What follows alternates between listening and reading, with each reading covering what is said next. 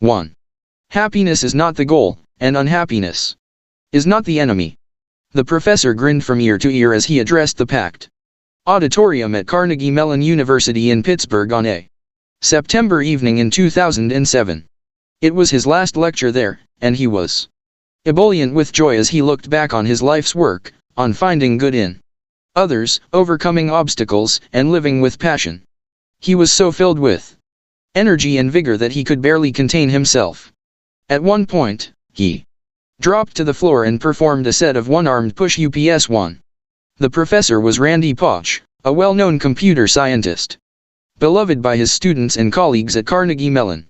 You might think that his joy at his last lecture was because he was retiring to the Caribbean. Or perhaps more likely, he was just 47, moving to a plum post elsewhere. Neither of these things was true, though. It was his last lecture because Professor Pausch had terminal pancreatic cancer, and had been given just a few months to live. The audience came to hear him, not sure what to expect. Would it be a tragic reflection on the shortness of life? A list of should-haves? To be sure, there were a great deal of tears in the auditorium that night, but not from Randy. If I don't seem as depressed or morose as I should be, he wisecracked, sorry to disappoint you. His speech was a celebration of life, full of love and joy, to be shared with friends, co-workers, his wife, and his 3 young children. There was simply no denying that Randy was a man who enjoyed a huge amount of happiness. Even his grim diagnosis could not suppress that self-evident truth that September night. Over the next few months, as his health permitted, he enjoyed life to its fullest, inspiring others through the national media, including Oprah's show, and posting to his personal web page the details of his health and treatments, as well as family milestones and many moments of personal joy. On July 25, 2008, Randy Pausch died, surrounded by his family and friends. In his final months, Randy had done something most of us would consider unthinkable. He had spent what would naturally be the hardest, gloomiest part of his life getting happier. How did he do that? 2 myths about happiness. There's nothing strange about wanting to be happy. There is no one who does not wish to be happy. 2. The theologian and philosopher Augustine flatly declared in 426 CE, with absolutely no evidence necessary then or now. Find us someone who says, I don't care about being happy, and we will show you someone either delusional or not telling the truth. What do people mean when they say they want to be happy? Usually 2 things. First, they are saying they want to achieve and keep certain feelings, joyfulness, cheerfulness, or something similar. Second, they are saying there is some obstacle to getting this feeling. I want to be happy is almost always followed by but. Consider Claudia, an office manager in New York. At age 35. She's been living with her boyfriend for the past 5 years. They love each other, but he is not ready to make a permanent commitment. Claudia doesn't feel that she can plan for the future, where she will live, whether she will have kids, how her career arc will go. This frustrates her and leaves her at loose ends, making her feel sad and angry. She wants to be happy, but doesn't think she can be until her boyfriend makes up his mind. Or consider Ryan. He thought that when he was in college he would make lifelong friends and set his career goals. Instead, he came out of school more confused about life than when he went in. Now, at age 25, he's thousands of dollars in debt, jumps from job to job, and feels aimless. He hopes he will be happy when the right opportunity comes along and makes his future clear. Margaret is 50. 10 years ago, she thought she had everything figured out. She worked part-time, her kids were in high school, and she was active in her community. But since her children left the nest, she's felt restless and dissatisfied with everything. She browses houses on Zillow, thinking it might be helpful to move. She thinks a big change will bring happiness, but she doesn't know what the necessary change is. Finally, there's Ted. Since he retired, he hasn't had real friends. He's lost touch with everyone from work. He's been divorced for years, and his adult children are focused on their own families. Sometimes he reads, but he Mostly watches television to pass the time. He thinks he would be happy if there were more people in his life, but he can't seem to find them. Claudia, Ryan, Margaret, and Ted are normal people with normal problems, nothing strange or scandalous. They're actually composites of people whom we have met and worked with many times. Each is dealing with the ordinary difficulties that any of us could face in our lives, even without making big missteps or taking foolish risks. And their beliefs about happiness in life are normal but mistaken. Claudia, Ryan, Margaret, and Ted all are living in a state of I want to be happy, but if you break that down, you'll see that it's predicated on two beliefs. 1. I can be happy. 2. But my circumstances are keeping me stuck in unhappiness. The truth is that both those beliefs, as persuasive as they sound, are false. You can't be happy though you can be happier.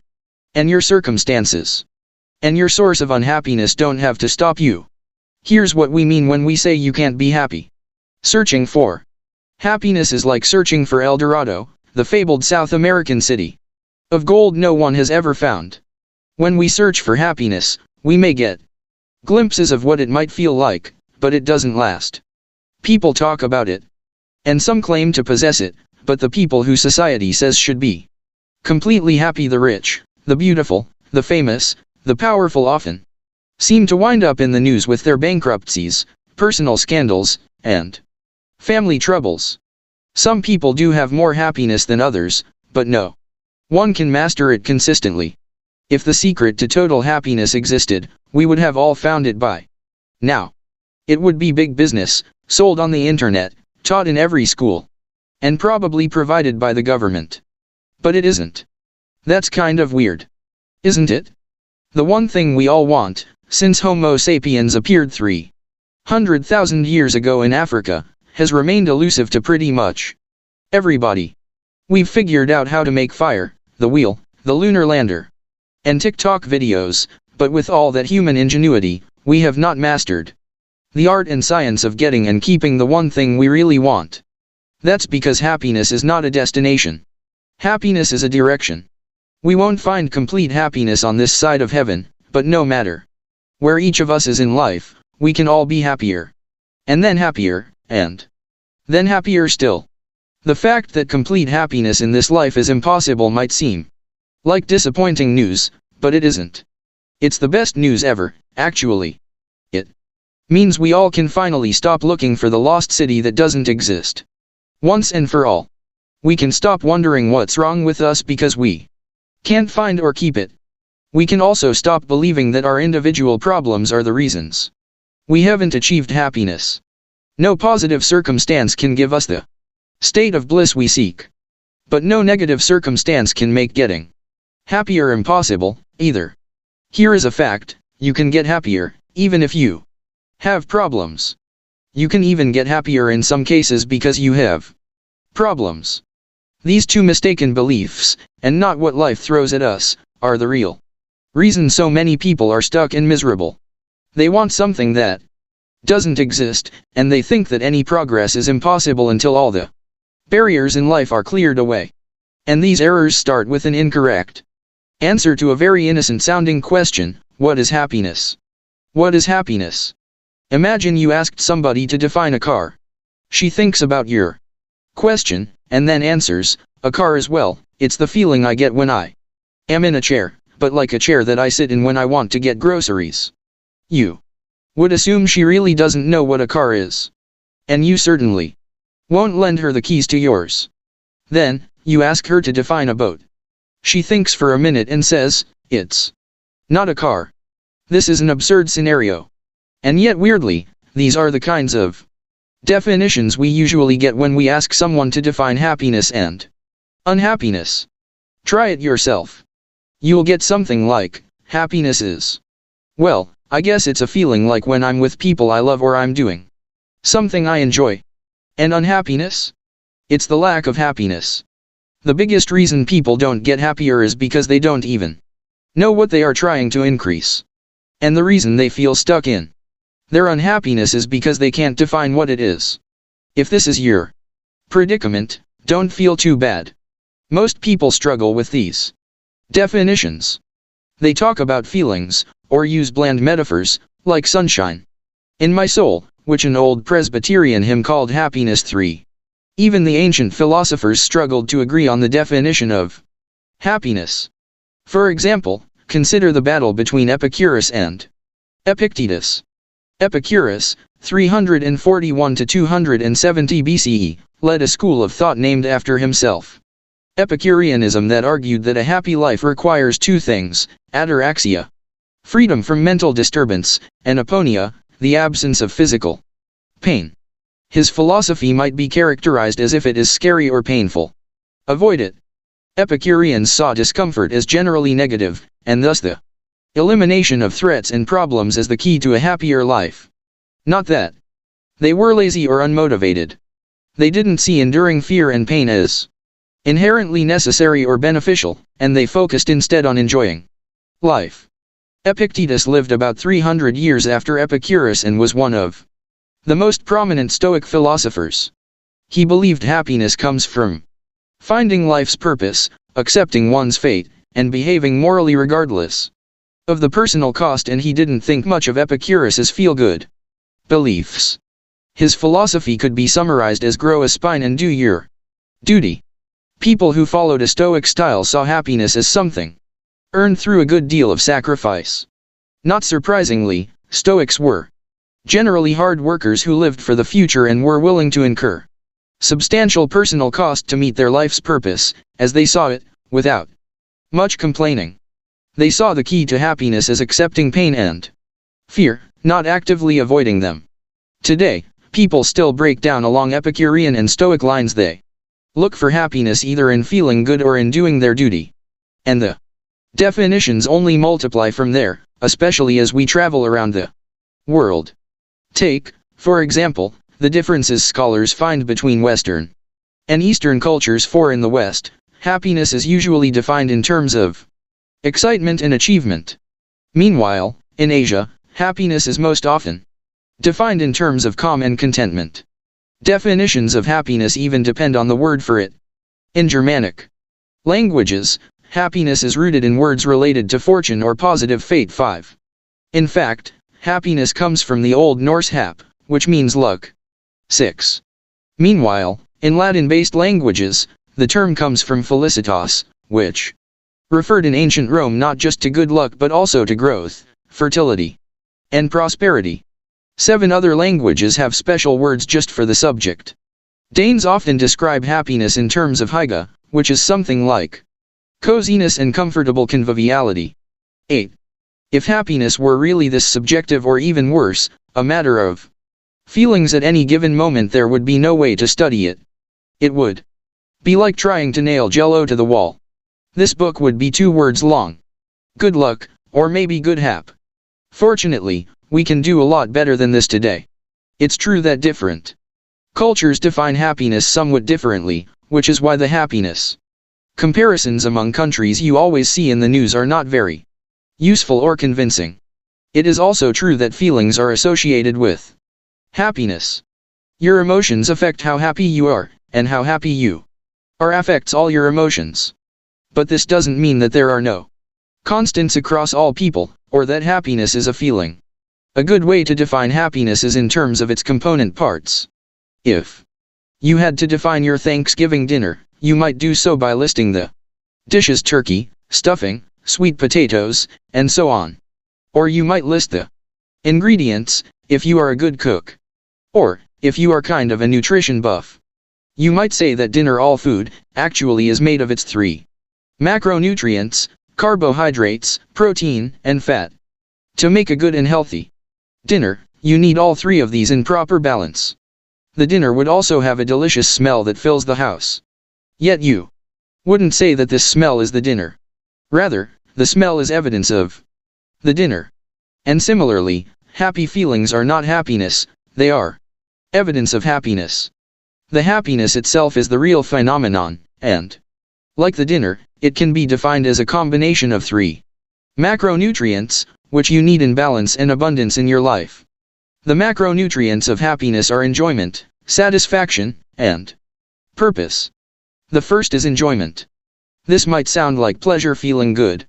However, this isn't correct. Pleasure is animal, enjoyment is completely human.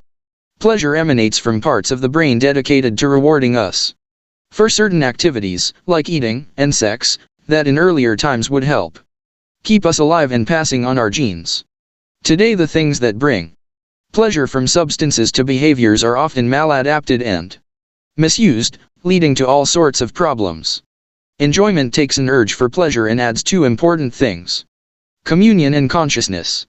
For example, Thanksgiving dinner can bring pleasure when it tastes good and fills your belly, but it brings enjoyment when you eat with loved ones and make a warm memory together, employing the more conscious parts of your brain. Pleasure is easier than enjoyment, but it is a mistake to settle for it, because it is fleeting and solitary. All addictions involve pleasure, not enjoyment. To be happier, you should never settle for pleasure, but rather make it into enjoyment. Of course, that involves a certain cost. Enjoyment requires an investment of time and effort. It means foregoing an easy, effortless thrill. It often means saying no to cravings and temptations. Sometimes, getting enjoyment is hard. The second macronutrient of happiness is satisfaction. It's that thrill from accomplishing a goal you worked for. It's that feeling you have when you get an A in school or a promotion at work, when you finally buy a house or get married. It's how you feel when you do something difficult, maybe even painful, that meets your life's purpose as you see it. Satisfaction is wonderful, but it doesn't come without work and sacrifice. If you don't suffer for something at least a little, it doesn't satisfy at all. If you study all week for a test and get a good grade, it gives you a lot of satisfaction. But if you cheat to get the same grade, in addition to doing the wrong thing, you probably get no satisfaction at all. This is one of the reasons why cutting corners in life is such a bad strategy. It ruins your ability to feel satisfied. While satisfaction can bring a huge amount of joy, it is also extremely elusive. You think that meeting a goal will give you permanent satisfaction. But it is, of course, temporary. We all know the Rolling Stones' 1965 mega hit, "I Can't Get No Satisfaction." It's actually not right. You can get satisfaction, you just can't keep no satisfaction. It is incredibly frustrating, painful, even that we strive like crazy, and as soon as we get that burst of joy, it's ripped away. That's why, as Jagger sings, we try, and we try, and we try to keep it, a behavior that psychologists call the hedonic treadmill, in which we adapt quickly to good things and have to keep running and running to keep feeling satisfaction. 9. This is especially true with worldly things like money, power, pleasure, and prestige, or fame. The third macronutrient is the most important: purpose. We can make do without enjoyment for a while, and even without a lot of satisfaction. Without purpose, however, we are utterly lost, because we can't deal with life's inevitable puzzles and dilemmas. When we do have a sense of meaning and purpose, we can face life with hope and inner peace. And yet, people who have a strong sense of meaning often find it in their suffering. That is the argument of psychiatrist and Holocaust survivor Viktor Frankl, whom we will meet in the next chapter. In his classic memoir, Man's Search for Meaning, he writes, "The way in which a man accepts his fate and all the suffering it entails, the way in which he takes up his cross, gives him ample opportunity even under the most difficult circumstances to add a deeper meaning to his life." 10. The common strategy of trying to eliminate suffering from life to get happier is futile and mistaken. We must instead look for the why of life to make pain an opportunity for growth. The role of unhappiness. Happiness is a combination of enjoyment, satisfaction, and purpose. To get happier is to get more of these elements, in a balanced way, not all of one and none of another.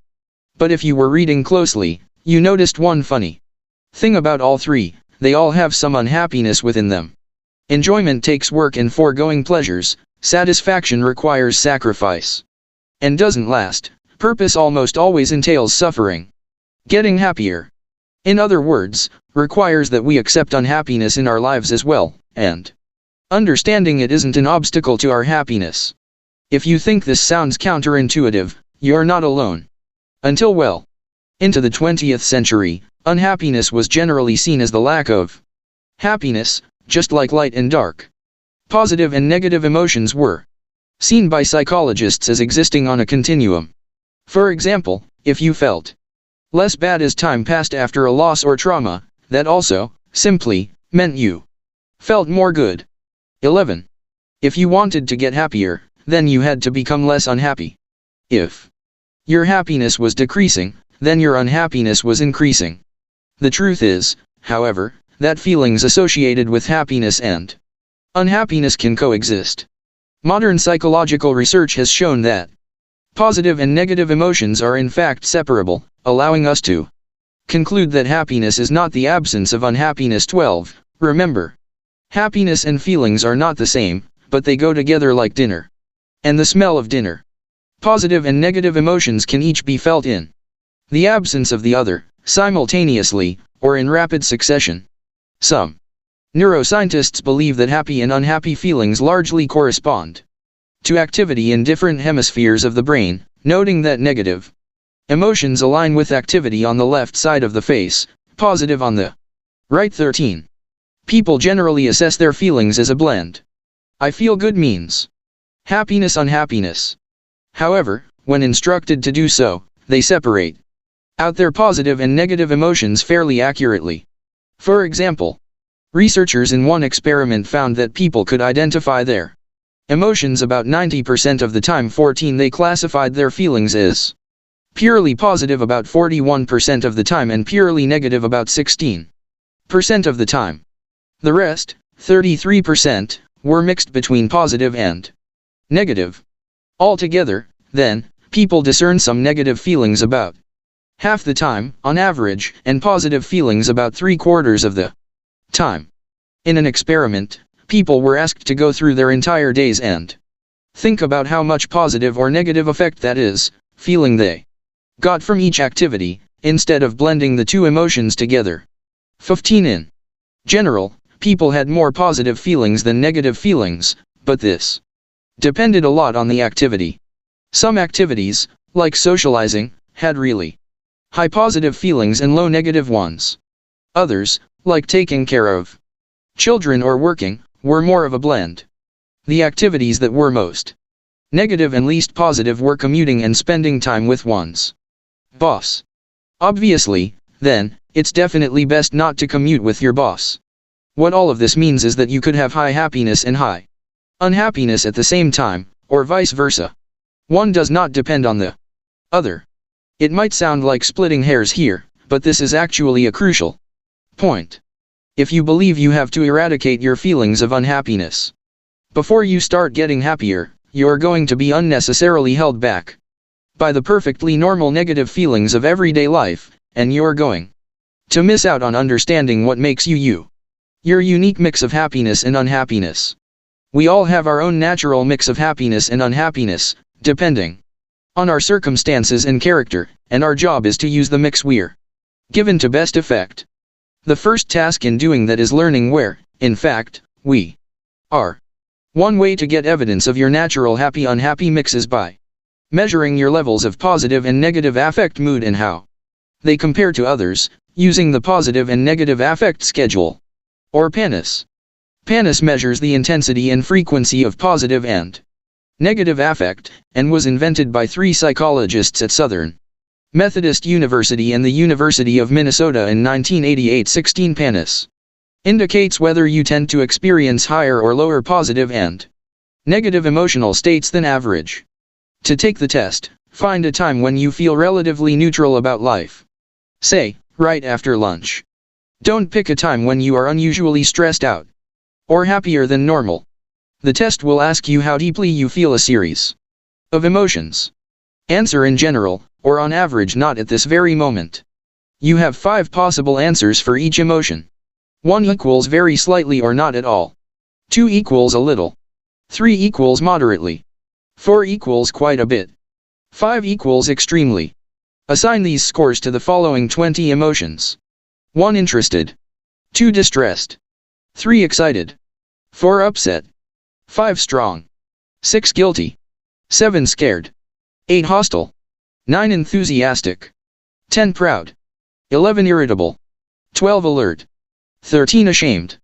14 inspired, 15 nervous, 16 determined, 17 attentive, 18 jittery, 19 active, 20 afraid.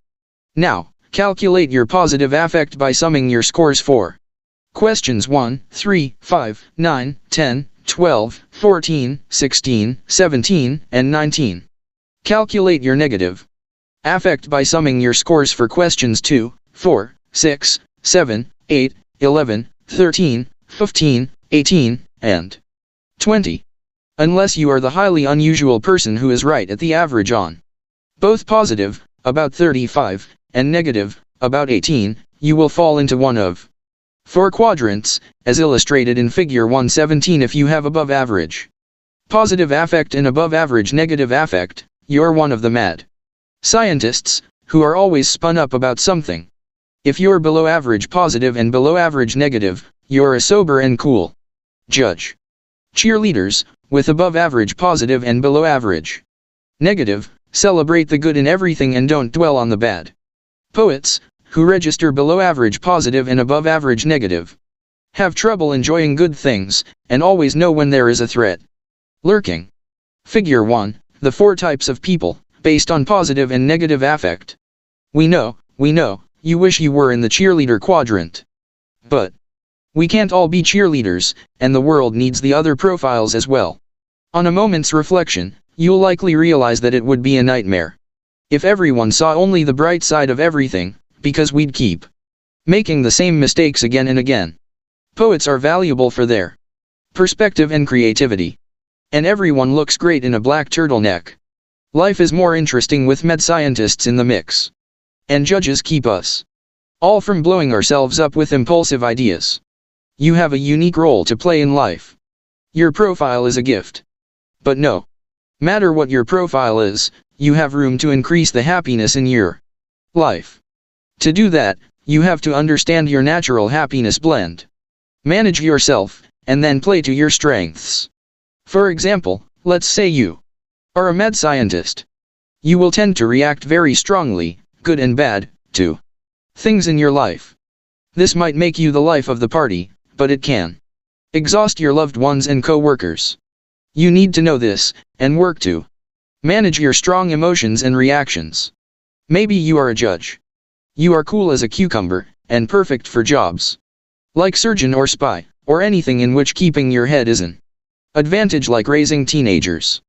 But with friends and loved ones, you might seem a little too unenthusiastic at times. This knowledge can be useful so that you work to muster a little more passion than comes naturally, for the sake of others. Or perhaps you are a poet. When everyone says everything's great, you say, not so fast. This is important, because it can literally or figuratively save lives. Poets see problems before others do. But it can make you pessimistic and hard to be around at times, and you can tend toward melancholy. You need to learn how to brighten up your assessments and not catastrophize. Even a cheerleader needs emotional self-management. Everyone loves being a cheerleader, but keep in mind that you will probably avoid bad news and have a hard time delivering it. That's not always a good thing. You will need to work on that so you can give people the truth, see things accurately in life, and not say everything is going to be alright when it just isn't true.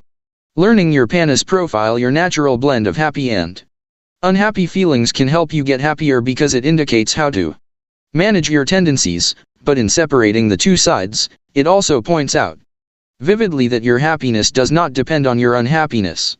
The PANAS test is empowering, because using it, many people understand themselves for the first time, and see that there is nothing weird about or wrong with them. For example, some people go for many years thinking they are defective because they experience more negative feelings than others around them, and have a hard time mustering as much enthusiasm as others. They learn they are simply poets. And the world needs poets. Appreciating bad feelings. How should you think about your unhappiness? First of all, you should be thankful for it. The human brain reserves space specifically to process negative emotions. 18 And thank goodness, negative emotions don't just help us achieve enjoyment, satisfaction, and purpose, they also keep us alive. Threats are more likely to hurt us than treats are to help us, which is why you probably wouldn't accept a simple coin flip to either double your savings or go completely broke.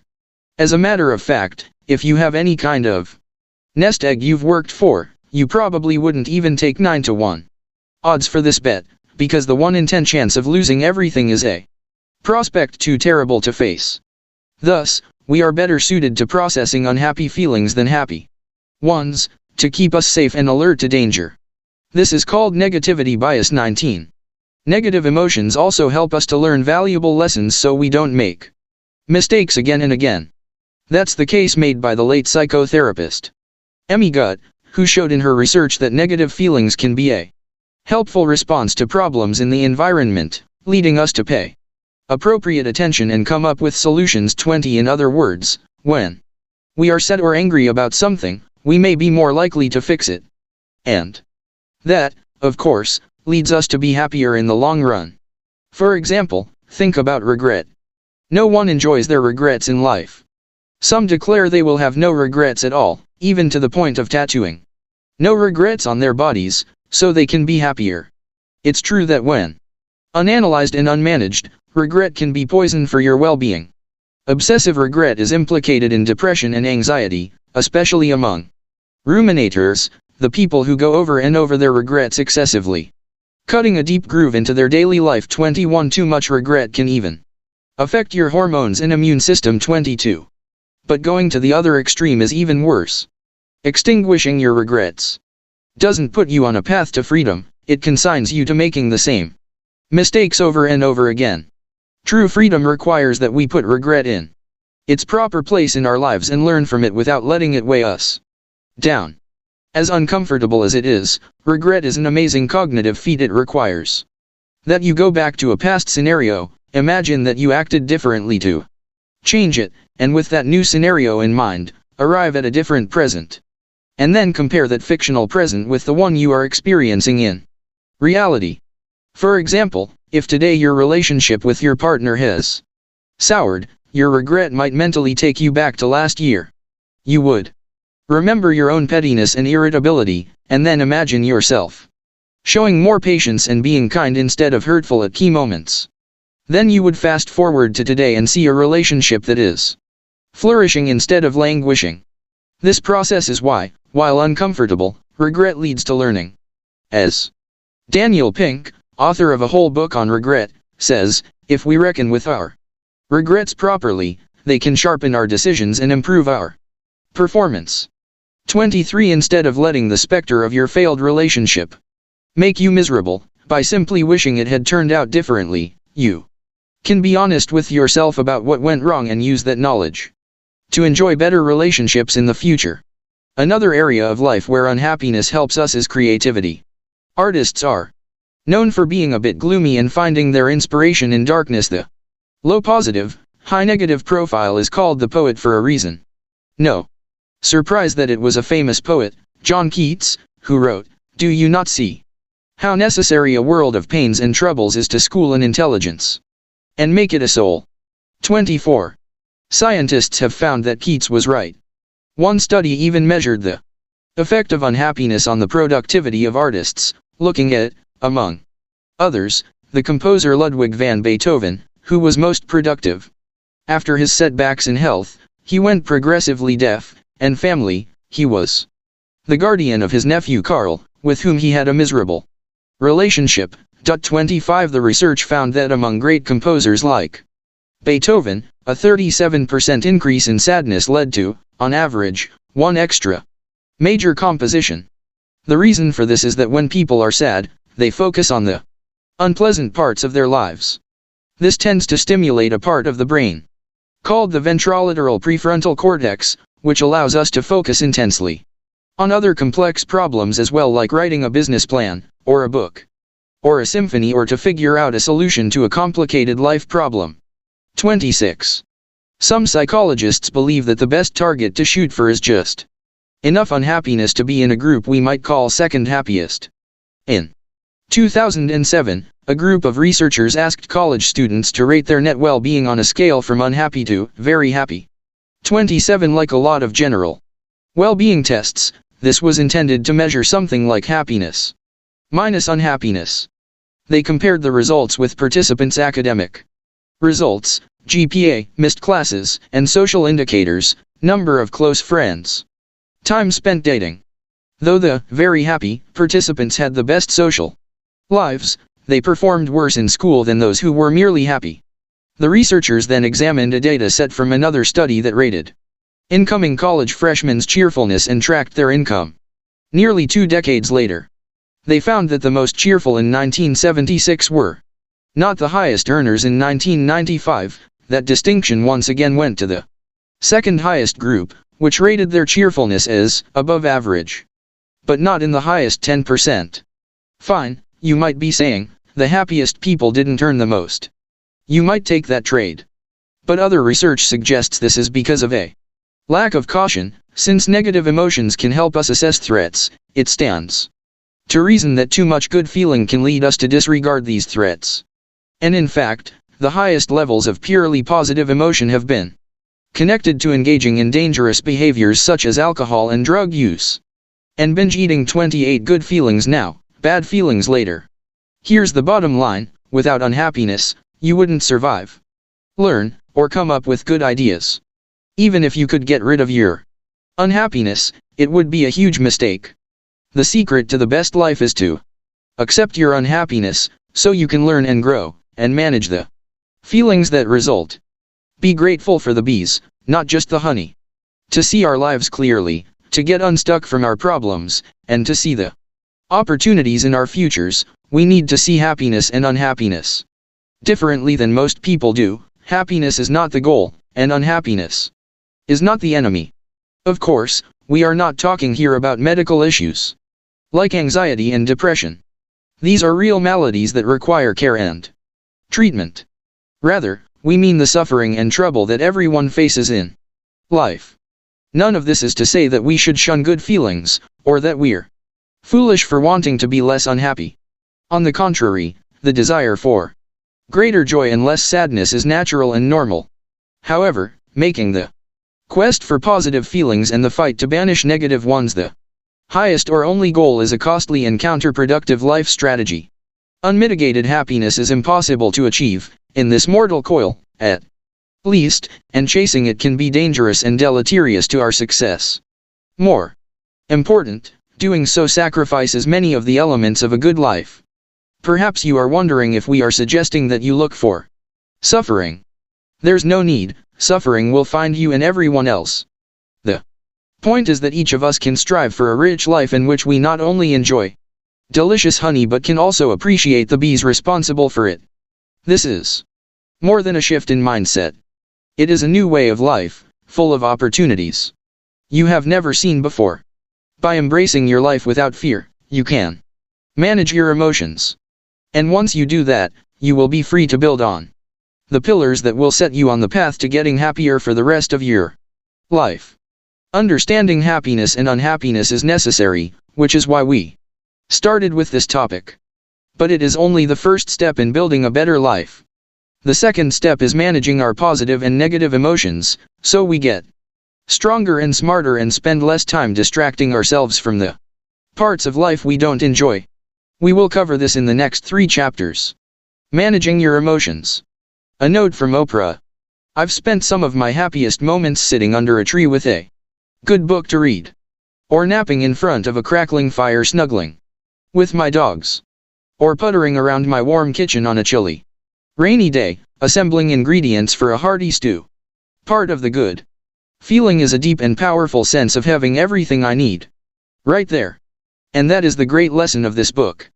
If you want to make yourself happier, you already have everything you need to do so, within you, at any moment, at this moment, today. That last sentence incorporates 2 lessons we've already learned. First, that it's about happier, a relative, contextualized, fluid condition, not some perfect fixed ideal of nirvana. And second, that happier is not a state of being, but a state of doing, not a thing you wait around and hope for, but an achievable change you actively work toward. This is one of the things I admire about Arthur as a teacher. He does such a good job defining his terms.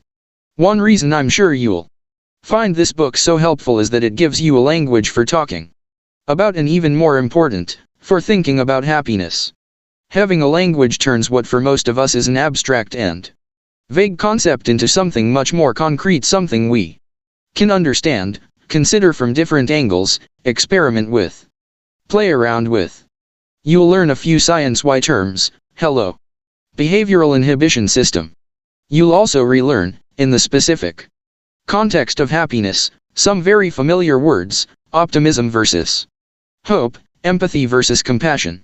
You'll be introduced to several Arthurisms, concepts that are terrifically useful because they're terrifically sticky, like emotional caffeine and useless friends.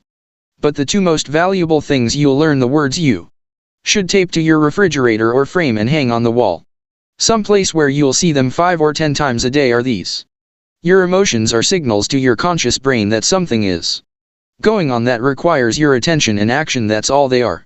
Your conscious brain, if you choose to use it, gets to decide how you will respond to them. Once more, for good measure, your emotions are only signals, and you get to decide how you'll respond to them. The emotion is the tap on the shoulder, the elbow nudge in your side. What you do about it is completely your call. You see what that means, right? All the times when you've felt overwhelmed by your feelings, when it's felt as though you're a prisoner of those feelings, when it's seemed as though the feelings are driving the bus, and the best you can do is buckle up. You don't have to live like that anymore. There are strategies you can use to take back the wheel. As Arthur will explain, this doesn't mean you'll never again have to deal with anger or fear or jealousy or sorrow or disappointment, but that's precisely the point. You can deal with them. You feel the feel, then take the wheel. You get to decide how you'll respond. One of the most trying times in my life was when I was literally on trial, back in 1998. You may have heard of it. I was sued by Texas beef producers for saying something about hamburgers. Now, to put this in perspective, I wasn't on trial for my life. If the verdict hadn't gone my way, I wouldn't have had to go to prison. Still, being on trial is a challenging and exhausting experience. It was difficult and stressful, and it's never a good feeling to be wrongly accused. And yet, looking back, I would say that during those 6 weeks I spent in Amarillo, I had reason to be happy. By which I mean my version of happy, which is content. On the personality test Arthur shared in the previous chapter, I'm a judge. I generally don't have super high highs or super low lows. By the way, in case you are wondering, Arthur is a med scientist. It turns out this combination makes a great team, because judges and med scientists complement each other. It's a wonderful thing to be able to make yourself content in trying circumstances. It's as though you have a ledger. Yes, in the minus column there might be something difficult or bad or unpleasant, but there's also a plus column. In Amarillo, my plus column had kind people who wished me well every morning at the courthouse entrance, and a bed and breakfast I delighted in. It was clean. I had a comfortable bed. I could take a hot bath every night. There was pie in the refrigerator. For me, pie means a lot. Not kidding. I was able to keep my beloved Cocker Spaniels, Sophie and Solomon, there. And I was able to keep working, taping the Oprah show every day after 5 p.m. when court was over. Despite my circumstances, in that bed and breakfast I had everything I needed, including the thing I may have needed most: gratitude. It's an emotion I highly recommend for anyone who's going through a trial, any trial life might have in store, and it's one Arthur will be talking about in the next section. As you read, I humbly offer you to Oprah 2. The Power of Metacognition. Viktor Frankl, whom we met in the previous chapter, lived through problems most of us can't even imagine. A Jewish psychiatrist from Austria, he was arrested with his loved ones and deported by the Germans to Nazi concentration camps, where he spent nearly 4 years, until the end of the war. One of those captured, he was the only survivor in his family. His father, mother, wife, and brother all perished. He himself narrowly escaped death many times, and suffered profound brutality. After the Allied liberation and his release, Frankl returned to his home in Vienna. Reflecting on his experience, in 1946 he published his memoir of Life in the Concentration Camp. It was a global bestseller, and a chronicle of hope in the midst of suffering. It inspired generations of people all over the world, with its simple message that life can be lived with beauty even under the worst circumstances.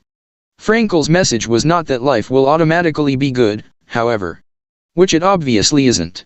Nor was it that we can somehow escape pain with some special mind trick. He acknowledges that every life has suffering, some a lot more than others. Further, as a psychiatrist, he knew that we react to suffering with negative emotion, which is natural. But a bad life is not our fate, because we have a choice as to how to respond to our emotions. In Frankl's words, everything can be taken from a man but one thing, the last of the human freedoms to choose one's attitude in any given set of circumstances, to choose one's own way. In other words, you can't choose your feelings, but you can choose your reaction to your feelings. What he was saying is that if someone abandons you, you will feel sadness and anger, but you can choose whether to be bitter as a result, and thus affect how quickly you will recover.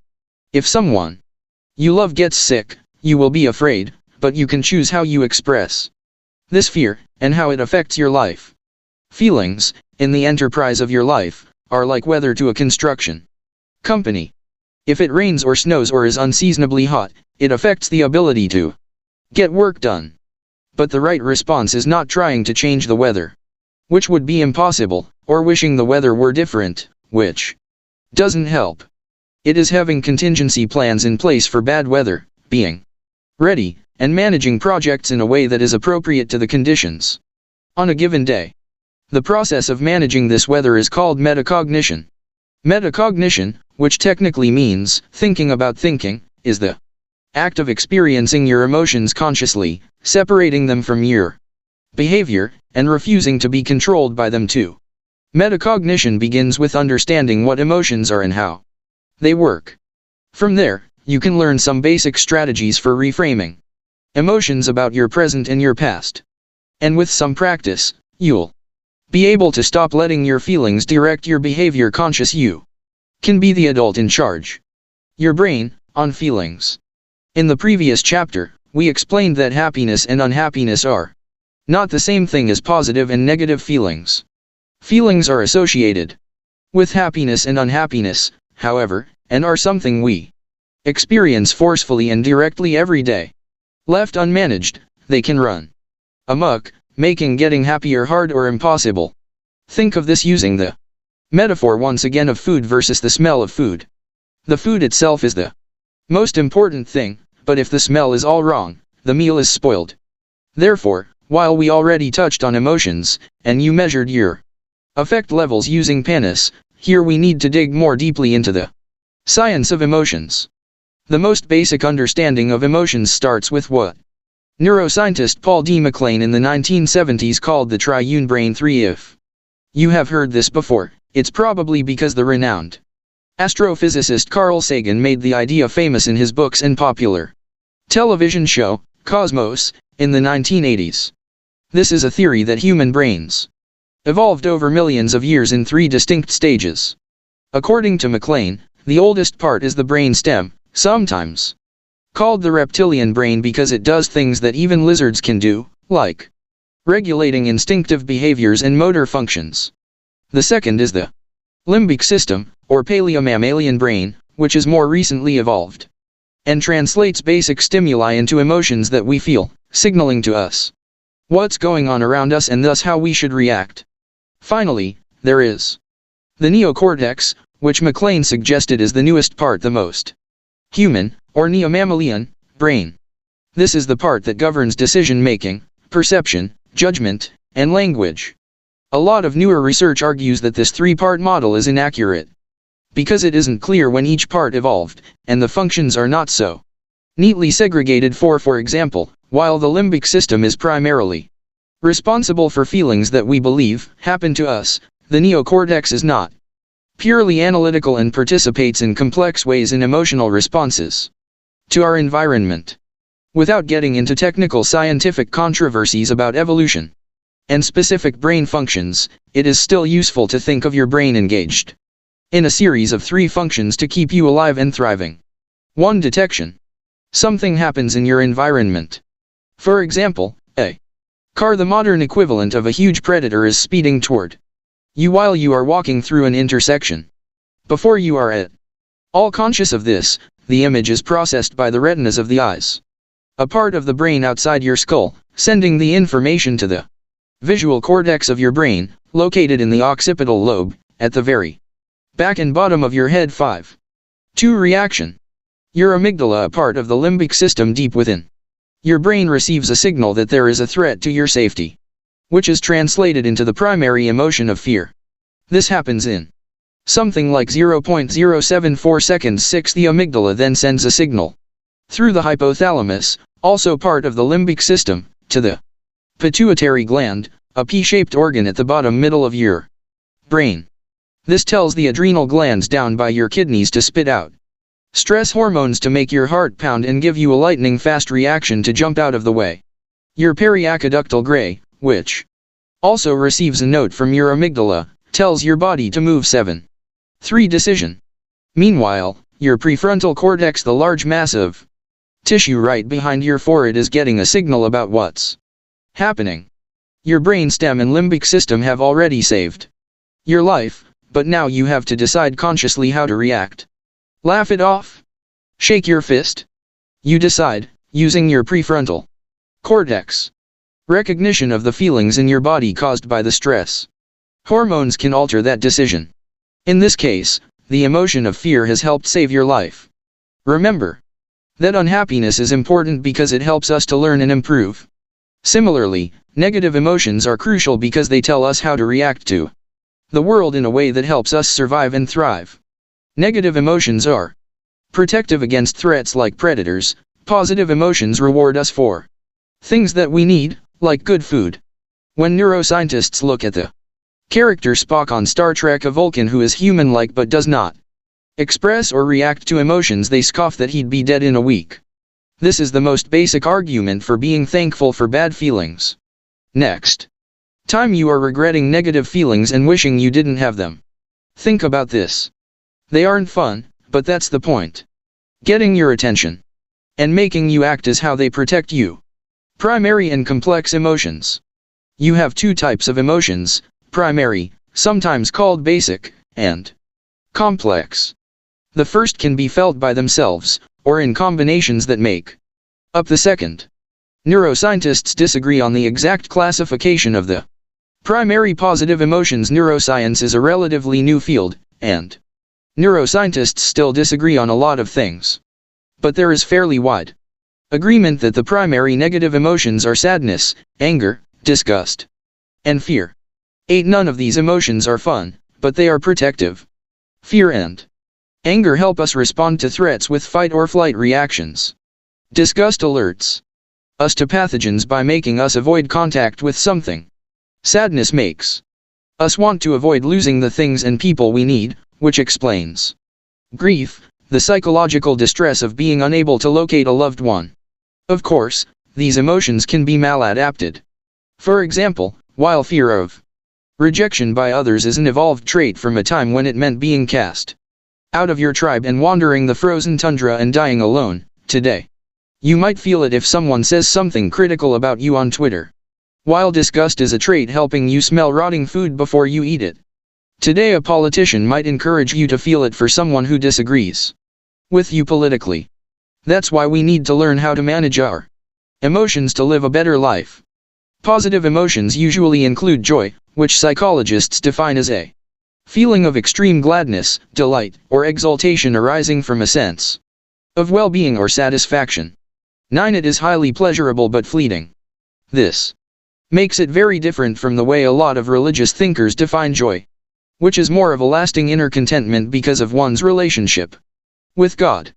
Christians define it as a fruit of the Spirit, a well-being that transcends our earthly circumstances. For neuroscientists and psychologists, joy is a reward for meeting an objective or getting something you want, and it thus makes you continue to strive for the things in life that keep you alive and likely to find mates. As you can see, this positive emotion is similar to the negative ones, but it pulls us toward things instead of pushing us away. Another positive primary emotion some researchers include on the list is interest.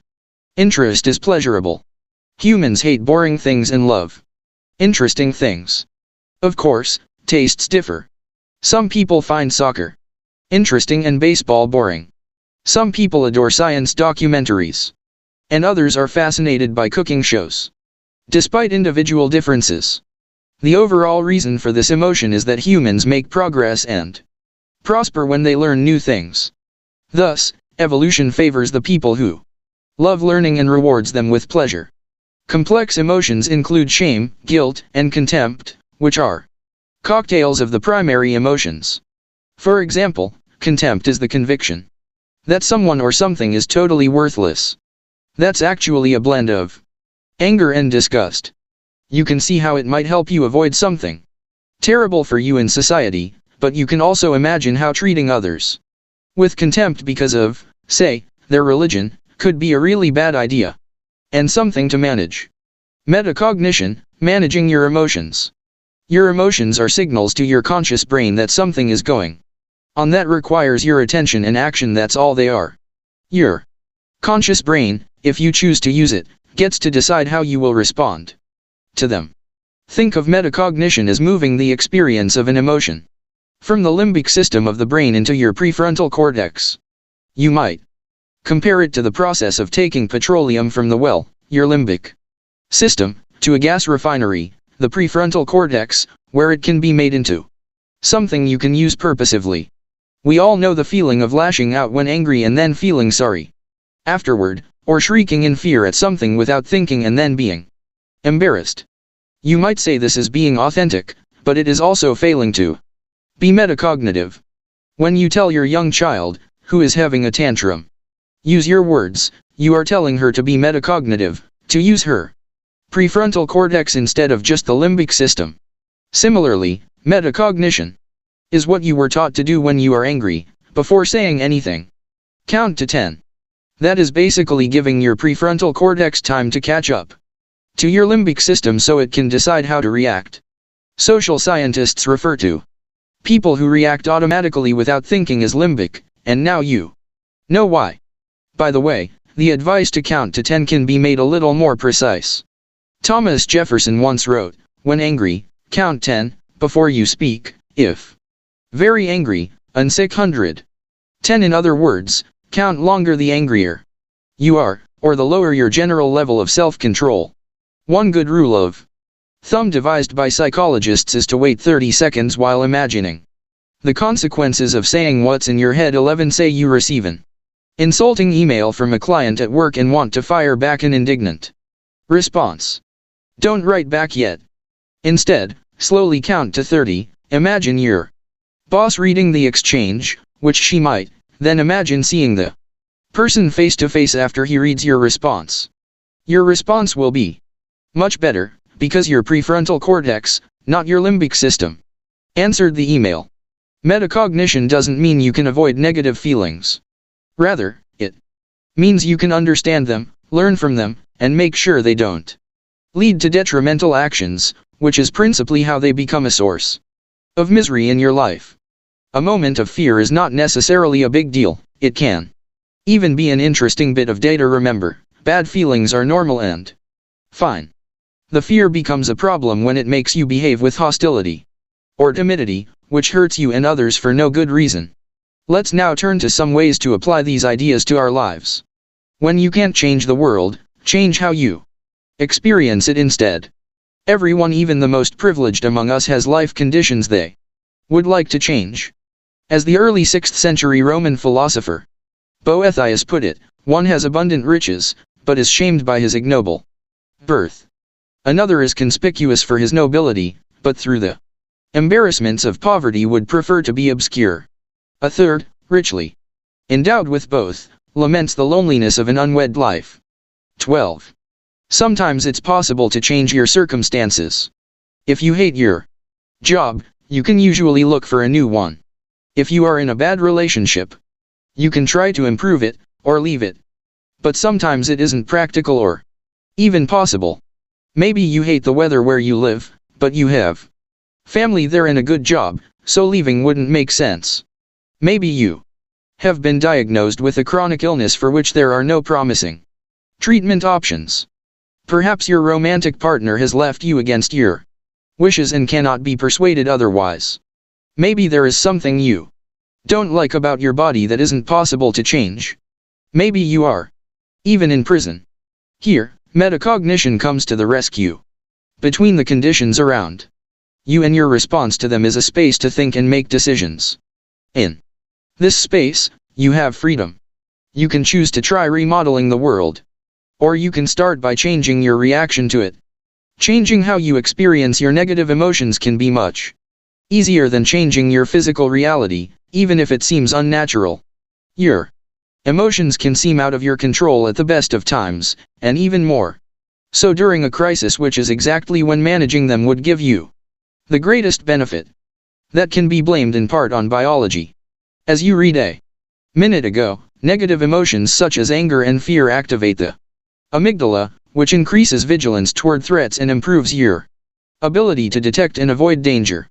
In other words, stress makes you fight, flee, or freeze, not think. What would a prudent reaction be at this moment? Let's consider the options. This makes good evolutionary sense. 500,000 years ago, taking time to manage your emotions would have made you a tiger's lunch. In the modern world, however, stress and anxiety are usually chronic, not episodic. 13 odds are, you no longer need your amygdala to help you outrun the tiger without asking your conscious brain's permission. Instead, you use it to handle the non-lethal problems that pester you all day long. Your work is stressing you out, for example, or you aren't getting along with your spouse. Even if you don't have tigers to outrun, you can't relax in your cave, because these ordinary things are bothering you. No surprise, then, that chronic stress often leads to maladaptive coping mechanisms in modern life. 14 These include the misuse of drugs and alcohol, rumination on the sources of stress, self-harm, and self-blaming. These responses don't just fail to provide long-term relief, they can further compound your problems through addiction, depression, and increased anxiety. What these coping techniques do is try to change the outside world, at least as you perceive it. People who misuse alcohol often say that a few drinks turn off the day's anxieties like a switch. Problems, temporarily, are less threatening. Metacognition offers a much better, healthier, and more permanent solution. Consider the emotions that your circumstances are stimulating in you. Observe them as if they're happening to someone else, and accept them. Write them down to make sure they are completely conscious. Then, consider how you can choose reactions not based on your negative emotions, but rather based on the outcomes you prefer in your life. For example, let's imagine you have a job that is really bringing you down. Let's say you are bored and stressed, and your boss isn't competent. You come home every day tired and frustrated, and you wind up drinking too much and watching a lot of dumb television to distract your mind. Tomorrow, try a new tactic. During the day, take a few minutes every hour or so, and ask, how am I feeling? Jot it down. Then after work, journal your experiences and feelings over the course of the day. Also write down how you responded to these feelings, and which responses were more and less constructive. Do this for 2 weeks, and you will find you are feeling more in control and acting in more productive ways. You will also be able to start seeing how you can manage your outside environment better. Perhaps making a timeline to update your resume and asking a few people for job market advice, and then you might actually start looking for something new. We'll offer a few more lessons like this at the end of the chapter. The Roman philosopher Boethius, it turns out, was a master of this, and in circumstances much worse than yours or mine. His were more or less like Viktor Frankl's. In fact, he wrote the words quoted previously from a prison cell while awaiting execution in 524 CE, after being accused of conspiracy against the Ostrogothic king Theodoric, a crime of which he was likely not guilty, but for which he was ultimately executed. 15 Boethius could not change his unfair circumstances. However, he could and did change his attitude toward them. So true is it that nothing is wretched, but thinking makes it so, he wrote, and conversely every lot is happy if borne with equanimity. 16. To take this to heart and act on it is one of the greatest secrets to increased well-being, but it doesn't have to be a secret. If Boethius could be metacognitive, so can we. If you don't like your past, rewrite it. You can manage bad feelings, and decide how to react when dealing with bad circumstances. But what about bad memories? We can't change those. Right? Wrong. Metacognition gives us this power. At home I dream that at Naples I can be intoxicated with beauty and lose my sadness, the American philosopher Ralph Waldo Emerson wrote in his essay Self-Reliance in 1841. 17. I pack my trunk, embrace my friends, embark on the sea, and at last wake up in Naples. Sounds wonderful. But then he continues, and there beside me is the stern fact. The said self, unrelenting, identical, that I fled from. You can't escape your past, because it travels with you into the future, inside your head. Your memories are the first thing you unpack in Naples. You can't alter history. You can, however, change your perception of it. The next best thing to a time machine is rewriting the story of your memories using metacognition, making the baggage of your past a little lighter on your shoulders as you travel through the present and future. Humans are time travelers by nature. In fact, scientists have found that we may retain memories of the past precisely so that we can envision and predict the future. 18. Imagine a beach in Spain you would like to visit but never have. The picture in your head might look suspiciously like that beach in Florida from last year. This feat explains why we are so successful as a species. Past events give us a crystal ball, which we can use to decide what to do and what to avoid doing. Modern neuroscience shows that memory is more about reconstruction than retrieval. Each time we conjure up the past, several parts of the brain, including the angular gyrus and the hippocampus, piece together various bits of stored information to assemble a memory. 19. This process is a biological marvel but prone to change with time, as researchers have shown in various ways over the past few decades. For example, shortly after the explosion of the Challenger space shuttle in 1986, two psychologists asked university students to recount in detail how they had heard the news of the event 20-30 months later. They asked the same students the same question. In 93% of the cases, the accounts were inconsistent, despite the respondents remembering the details vividly and feeling confident in their memories. You might have experienced something similar if, say, you and your sister differ in your recollection of a particularly contentious Thanksgiving. The reason your memories change is that you construct stories of past events from fragments of memories in accordance with your current self-narratives. 21. You look to days gone by to figure out who you are and why you are doing what you're doing now. To make past information fit your current circumstances, friends, and enterprises, you unconsciously paraphrase your history. Your shifting memories aren't necessarily inaccurate, rather, they are assembled from partial sets of details, and the exact details you remember change each time you dust a memory off. You and your sister might simply remember different aspects of that Thanksgiving dinner that reinforce your different current circumstances. She says the day was ruined by Aunt Marge, and currently isn't on speaking terms with Aunt Marge. You, who love Marge today, say there was a minor disagreement at the table, but no harm was done. The particular details you retrieve about past events generally correspond with your current emotional state. For example, researchers have observed that when you are feeling afraid, you tend to construct memories that focus on the sources of threats and remember the past as more full of specific things that hurt you than you otherwise would. 22. In contrast, if you are happy today, your memories will probably be broader and more general. Neither set of memories is erroneous, they are just reconstructed in different ways, based on current emotions. The fact that your current conditions and feelings influence how you reconstruct memories gives you a lot of power to change your understanding of the past. And if you consciously reconstruct the past more positively, it can help you make decisions about the future to make useful alterations but avoid changing your present arbitrarily in hopes of a better Life. The next time you want to make a positive change in your life, don't limit your imagination to a change of scenery or the people around you. Start with the backdrop of your life, the very thing that is probably making you restless in the first place. Maybe you want to escape the city where you spent the torturous months of coronavirus shutdowns, which perhaps made you feel isolated and lonely, or harmed your relationships by moving. Before you get on Zillow, interrogate those painful memories. Don't let them roam around by themselves. Instead, think of the sweet moments you've had at home, the kindness you received during those uncertain early pandemic days, and the lessons you learned about yourself. Maybe in the end you will decide to leave for Naples. Whether you go or stay, your consciously managed past will make a fine travel companion. Practicing metacognition. Metacognition requires practice, especially if you haven't ever thought about it before. There are 4 practical ways to get started.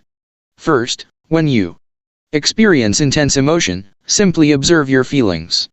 The Buddha taught his followers that to manage emotions, one must observe them as if they were happening to someone else. 23 In this way, one can understand them consciously and let them pass away naturally, instead of allowing them to turn into something destructive. Try this yourself when, for example, you have a strong disagreement with your partner or a friend and are feeling angry. Sit quietly and think about the feelings you are experiencing. Imagine them moving physically from your limbic system into your prefrontal cortex. There, observe the anger as if it were happening to someone else. Then say to yourself, I am not this anger. It will not manage me or make my decisions for me. This will leave you calmer and more empowered. Second, as we touched on briefly before, journal your emotions. You may have noticed that when you are upset, if you write about what you are feeling, you immediately feel better. Journaling is in fact one of the best ways to achieve metacognition, because it forces you to translate inchoate feelings into specific thoughts, an action that requires your prefrontal cortex. 24 This in turn creates emotional knowledge and regulation, which provide a sense of control. Recent research shows this clearly. In one study, college students who were assigned structured self-reflective journaling were better able to understand and regulate their feelings about school. 25 For example, if you are feeling frantic about all the things you need to do, without metacognition there is no way to organize the problem in your mind. Your limbic system is designed to send alarms, not make lists. On a busy day, start with your coffee and calmly make a list of the things you need to do, in order of importance. Your prefrontal cortex is now in charge, and you will feel much more in control. You will also have the presence of mind to decide which things get done today, which you will leave until tomorrow, and which you might even decide to do never. As another example, say you are in a relationship that is souring against your wishes. Don't use a confrontational, limbic reaction right off the bat. Instead, take a few days to record what is happening as accurately as possible, as well as your reaction to it. Write down different ways you might react constructively, based on different possible responses from the other person. You will find that you are calmer and better able to cope with the situation, even if it feels unfixable. Third, keep a database of positive memories, not just negative ones. Mood and memory exist in a feedback loop. Bad memories lead to bad feelings, which lead you to reconstruct bad memories. When you are in a highly limbic state, your mind can be saying everything is terrible and always will be, even though that is surely wrong. However, if you purposely conjure up happier memories, you can interrupt this doom loop. Researchers have shown that asking people to think of happy things from their past can improve their mood. 26 You can reap similar benefits in a systematic way by keeping a journal of happy memories and reviewing it when you feel down or out of control. Fourth, look for meaning and learning in the hard parts of life. Every life contains authentic bad memories. We're not suggesting that you try to reconstruct a past that expunges them or makes them rosy. In some cases, that would be impossible. They are just too painful. Furthermore, some terrible memories can lead us to learning and progress or keep us from repeating mistakes. Try methodically to see how such painful memories help you learn and grow. Scholars have shown that when people reflect on difficult experiences, with the explicit goal of finding meaning and improving themselves, they tend to give better advice, make better decisions, and solve problems more effectively. 27. In your journal, reserve a section for painful experiences, writing them down right afterward. Leave 2 lines below each entry. After 1 month, return to the journal and write in the first blank line what you learned from that bad experience in the intervening period. After 6 months, fill in the second line with the positives that ultimately came from it. You will be amazed at how this exercise changes your perspective on your past. For example, say you are passed over for a promotion at work.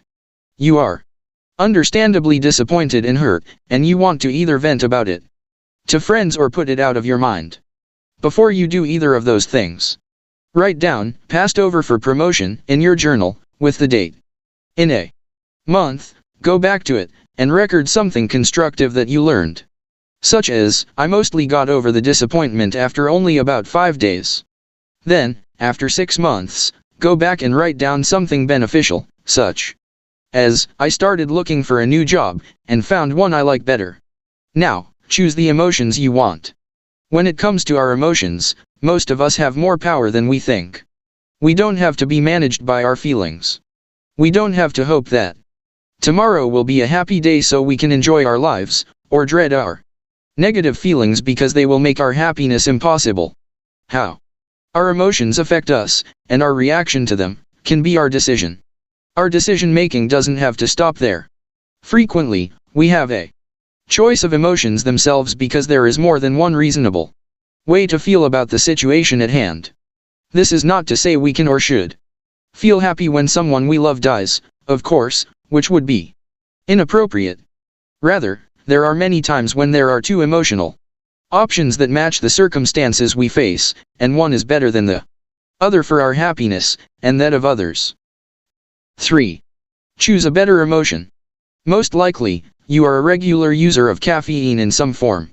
Most Americans are. Caffeine is the mostly widely used drug in our society, by far. Did you ever stop to wonder how it works? When you ingest caffeine, it quickly enters your brain, where it competes with a chemical called adenosine. Adenosine is a neuromodulator, which sends a signal from one part of your brain to another. A neuron shoots it out, and then another neuron's receptor, perfectly sized to the adenosine molecule, sucks it up to get the information it contains about how you are supposed to feel too. Adenosine's job is to make you feel tired when it plugs into its receptors. At the end of a long day, you produce a lot of adenosine, so you know bedtime is coming and it's time to relax. If you didn't sleep well enough, or maybe even if you did, you'll still have some in there in the morning, making you feel groggy. That's where caffeine comes in. This molecule is shaped almost exactly like adenosine, so it fits into adenosine's receptors. Then, when adenosine shows up to make you sleepy or keep you tired, it can't plug in because caffeine is sitting in there already. In truth, caffeine doesn't pep you up, it simply prevents you from feeling drowsy. With enough caffeine, there's almost no adenosine plugged in at all, so you lose all fatigue and feel jittery. Most people use caffeine because they aren't content with the way they feel naturally, and want better outcomes in mood and work. It does so through substitution of one molecule for another. Caffeine is a good metaphor for the next principle of emotional self-management. You often don't have to accept the emotion you feel first. Rather, you can substitute a better one that you want. Your feelings at any moment are being produced to give you an effect that your brain believes is appropriate. For example, somebody cuts you off in traffic, and your brain interprets this as a good reason for you to get angry. It lights up your amygdala and makes you ready to fight or at least insult the other driver. Just maybe, however, you don't want to act that way. You don't want to ruin your morning, or have your kids see you lose your temper. You know that you'll feel ashamed of yourself later. So you want to downregulate that feeling and act in a different way, which might be a little less natural, but will lead to a better outcome. In the case of the rude driver, that isn't to stop the other driver and give him or her A kiss, rather, it might be to simply take it in stride instead of getting mad. Now remember, getting rid of negative emotions is neither possible nor desirable. You need anger, sadness, fear, and disgust, just like you need adenosine so you can fall asleep at night and relax during the day. But sometimes you want to substitute caffeine for some of your adenosine, and sometimes you want to replace some of your negative emotions in the same way by temporarily occupying your emotional receptors with something that also fits and is more constructive, leading you to act the way you want, not the way you feel. This chapter gives you 4 ways to do so. We should note here that doing this isn't quite as easy and simple as having a cup of coffee. At first it doesn't feel natural to choose an emotion. We have learned since childhood that when you stub your toe, you say ouch, not thanks. Emotional substitution is a skill that takes practice, not just an insight that changes everything at once. With practice and dedication, it can become quite automatic, and you will love the results. Happy Thanksgiving. Think back to the last time you got a performance review at work or a written evaluation in school. Maybe it was positive, lots of compliments and pats on the back. But then there was that one mild criticism, a little thorn among the roses. That's what you focused on, right? You knew the evaluation was good, but that little dig from your boss or teacher put it all in doubt. You knew it was silly, but it bugged you for a few days. You did this because Mother Nature gave you a little gift called negativity bias, a tendency to focus on negative information far more than positive information. 3. The reason is simple: compliments are nice, but nothing happens when we ignore them. But we ignore criticism at our peril. A couple thousand years ago, that could mean being cast out of the tribe. Today it can mean losing your job or strife with a friend. So we naturally focus on negative information. This might be a good way for a caveman to stay alive, but it is generally a distortion of reality today. You can be sitting in first class on an airplane and feel annoyed that the coffee is a little too cold. Think of all the ways that life is better today than it was when you were a child, and notice that we still always seem to be complaining.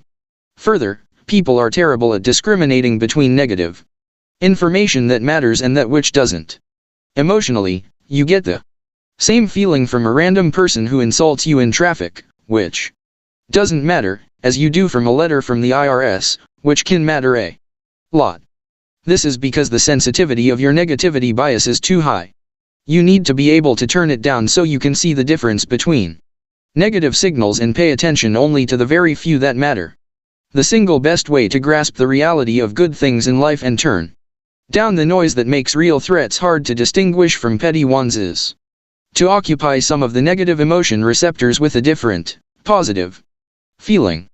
The most effective of these positive feelings is gratitude. Many people see gratitude as something that happens to them because of their circumstances, which can make it feel out of reach in bad times. That's the wrong way to approach it. Gratitude isn't a feeling that materializes in response to your circumstances. It is a life practice. And even if you feel that you have little to be grateful for right now, you can and should engage in it. Researchers have shown that you can call gratitude into existence by choosing to focus on the things for which you are grateful, which we all have, instead of the negatives in your life. For example, writing in 2018, 4 psychologists randomly split a sample of 153 human subjects into groups that were assigned either to remember something they were grateful for or to think about something unrelated. For the result was amazing. The grateful remembering group experienced more than 5 times as much positive emotion as the control group. Scientists have investigated why gratitude raises positive emotion so reliably, and found several explanations. It stimulates the medial prefrontal cortex, part of the brain's reward circuit. 5. Gratitude can make us more resilient, and enhance relationships by strengthening romantic ties, bolstering friendships, and creating family bonds that endure during times of crisis. 6. It also improves many health indicators, such as blood pressure and diet. 7. Gratitude makes us better people, too. Approximately 2,000 years ago, the Roman philosopher Cicero wrote that gratitude is not only the greatest, but is also the parent of all the other virtues. 8 Modern research shows that he was probably right. Gratitude can make us more generous with others, more patient, and less materialistic. 9. Think of how you treat others when you are grateful, and you'll see this immediately. For example, after you get a raise and promotion at work, you walk into a coffee shop and are extra nice to the barista. The best way to start practicing gratitude is by including it in the journal. You used to be more metacognitive. Your journal should list in particular the things in the past for which you are grateful, for example, kindness and love from others, so you don't forget these things. A 2012 study of nearly 3,000 people found that when people agreed with the statements "I have so much in life to be thankful for and I am grateful for" a wide variety of people, they experienced positive emotions and fewer symptoms of depression. 10 Look at these grateful memories regularly every day or at least every week to remember and train your mind to do this automatically in difficult moments. 1 Caution: don't pretend you feel grateful for the things you aren't actually grateful for. You don't need to roll down the window and thank the rude driver for being so nasty. You shouldn't write painful case of shingles on your gratitude list. You are trying to be grateful in spite of that. Forced gratitude can undermine your motivation to be grateful. Think of being forced to say thank you or write thank you notes as a child, and about whether you actually felt thankful in the moment. 11 Accept the things you aren't really grateful for. Give thanks for the things you truly are. Gratitude is a good general technique, but you can apply it in moments of acute negativity as well for immediate relief, especially when facing a situation you are dreading. Say, for instance, you have a family gathering that is going to be hard to face. Spend time beforehand contemplating the things for which you truly are grateful and that are totally unrelated to the gathering. Focus on the friendships you hold most dear, having a job you enjoy, or the fact that you are in good health. This will help put you in a thankful and happier frame of mind, making the situation at hand a lot easier to enjoy. One way to make gratitude even more effective is prayer or meditation. Some researchers have noticed that increasing the practice of prayer is strongly associated with gratitude, even among people who aren't devoutly religious. 12 If you don't want to try prayer, a similar contemplative exercise can help, such as a quiet walk in which you repeat the phrase "I am blessed and will bless others." Another technique for increasing gratitude: contemplate your death. No. Really. Researchers found in 2011 that when people vividly imagined their demise, their sense of gratitude increased by 11% on average. 13. Happiness researchers rarely see single interventions with this kind of effect. So, if you're having trouble mustering any gratitude and need it badly, dedicate a few minutes to thinking about all the ways you might perish. When you don't actually die, you'll feel rather grateful indeed. No matter how bad that family gathering is, at least you're alive to see it. Here's an exercise for increasing gratitude in your life. 1 On Sunday night, take 30 minutes and write down the 5 things in your life for which you are authentically grateful. It's alright if they seem trivial or silly. Almost everyone else has ridiculous things on their gratitude lists, too. Make sure 1 or 2, though, involve people you love.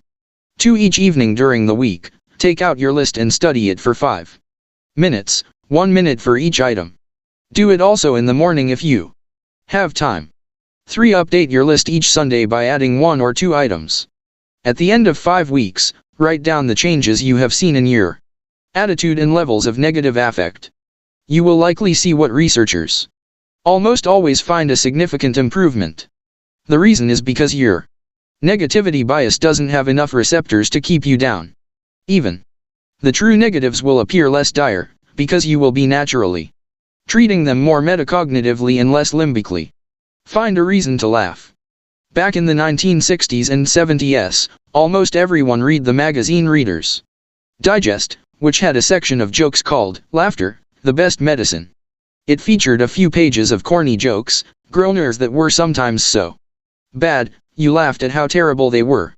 Yet it was true, so many people read those jokes because they wanted to feel better. And in truth, humor is excellent emotional caffeine. Let's start by understanding the science. Read the following sentence. When I die, I want to go peacefully in my sleep, like my grandfather, not screaming in terror, like his passengers. If you laughed at that joke, it is because three things happened in your brain in lightning fast succession. First, you detected an incongruity. You imagined a grandfather lying peacefully in bed, but then you realized he was actually driving a bus, or flying a plane. Second, you resolved the incongruity. Grandpa was asleep at the wheel. Third, the parahippocampal gyrus region of your brain helped you realize the statement wasn't serious. So you felt amusement. 14, and all of that gave you a little bit of joy, which blocked whatever bad feeling you might have had. After that analysis, the medicine isn't working anymore and you're not laughing. Humor can be dissected, as a frog can, according to the writer E.B. White, but the thing dies in the process and the innards are discouraging to any but the pure scientific mind. 15 jokes aren't funny the second time, or when you explain them, because the surprise is gone. Humor is serious business for blocking negative affect, however, so it's worth understanding the science. Consuming humor, enjoying jokes brings joy and relieves suffering. Your brain won't buy it if you try to convince it that you are cheerful when you are sad. But finding humor is just different enough from sufferings opposite that it slides right into the negativity receptor. Researchers find that it works with amazing reliability. In a 2010 study, one group of senior citizens received humor therapy, daily jokes, laughter exercises, funny stories, and the like for 8 weeks. 16a. Second group did not receive this therapy. When the study started, both groups reported similar happiness. At the end of the experiment, the people in the first group reported feeling 42% happier than they had at the beginning. They were 35% happier than the second group, and experienced decreases in pain and loneliness. Being funny, however, is the one dimension of a sense of humor that does not appear to boost happiness, which is sometimes called the sad clown paradox. In a 2010 experiment, researchers asked people to write captions for cartoons and come up with jokes in response to everyday frustrating situations. 17. They found no significant relationship between being funny, as judged by outside reviewers, and getting happier. Another study found that professional comedians score above population norms on scales measuring anhedonia, the inability to feel pleasure. 18. Note that humor doesn't just block your emotional adenosine, it blocks others as well. Humor has an almost anesthetic quality to it, lowering the focus on pain and allowing us to remember the joys in life together, even during the worst of times. In fact, there are cases throughout history of people using humor in terrible mass tragedies.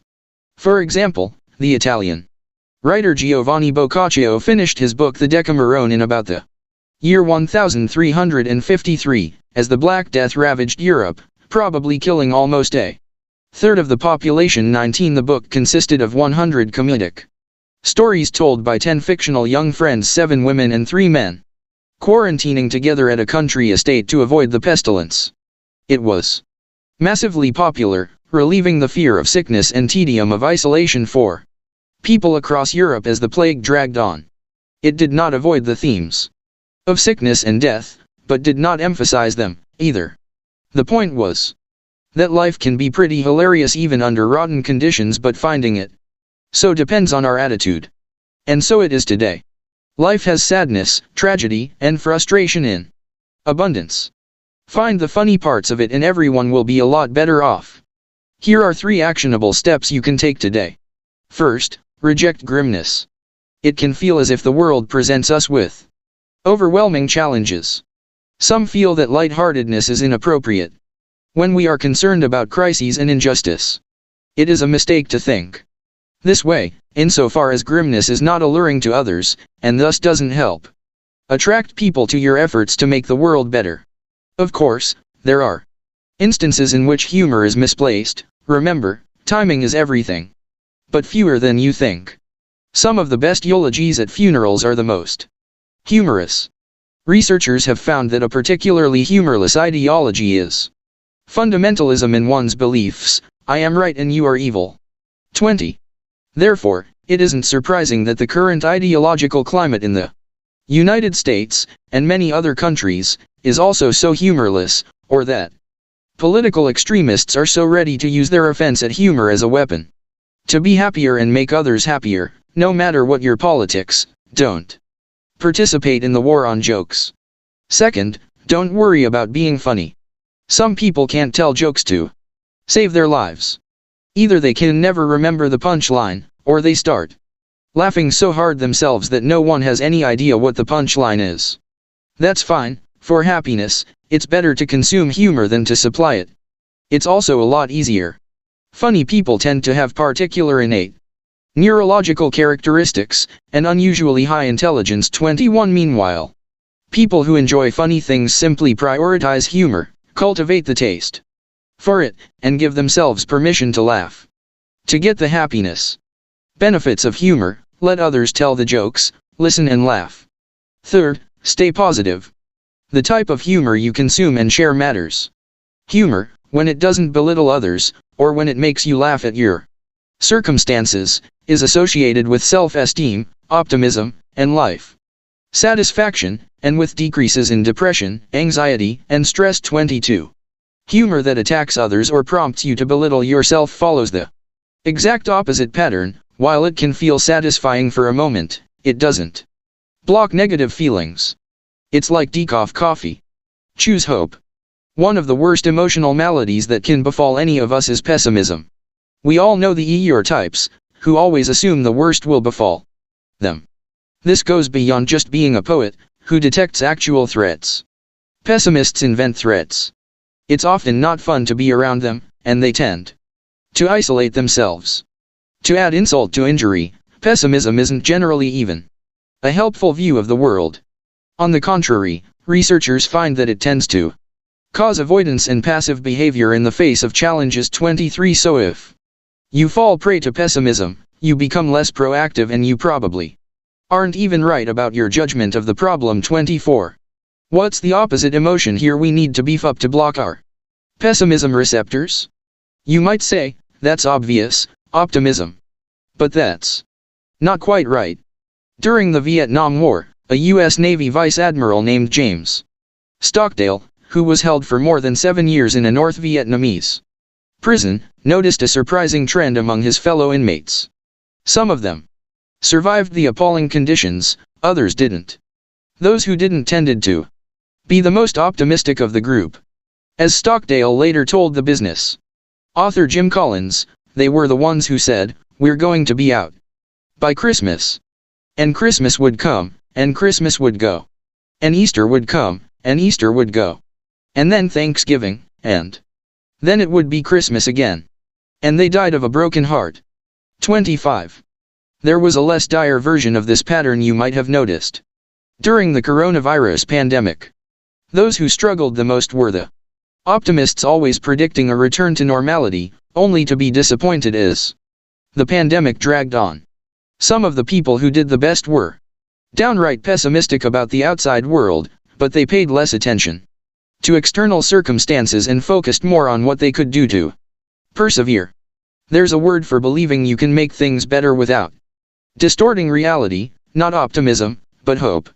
People tend to use hope and optimism as synonyms, but that isn't accurate. In one 2004 study, 2 psychologists used survey data to parse the two concepts. 26. They determined that hope focuses more directly on the personal attainment of specific goals, whereas optimism focuses more broadly on the expected quality of future outcomes in general.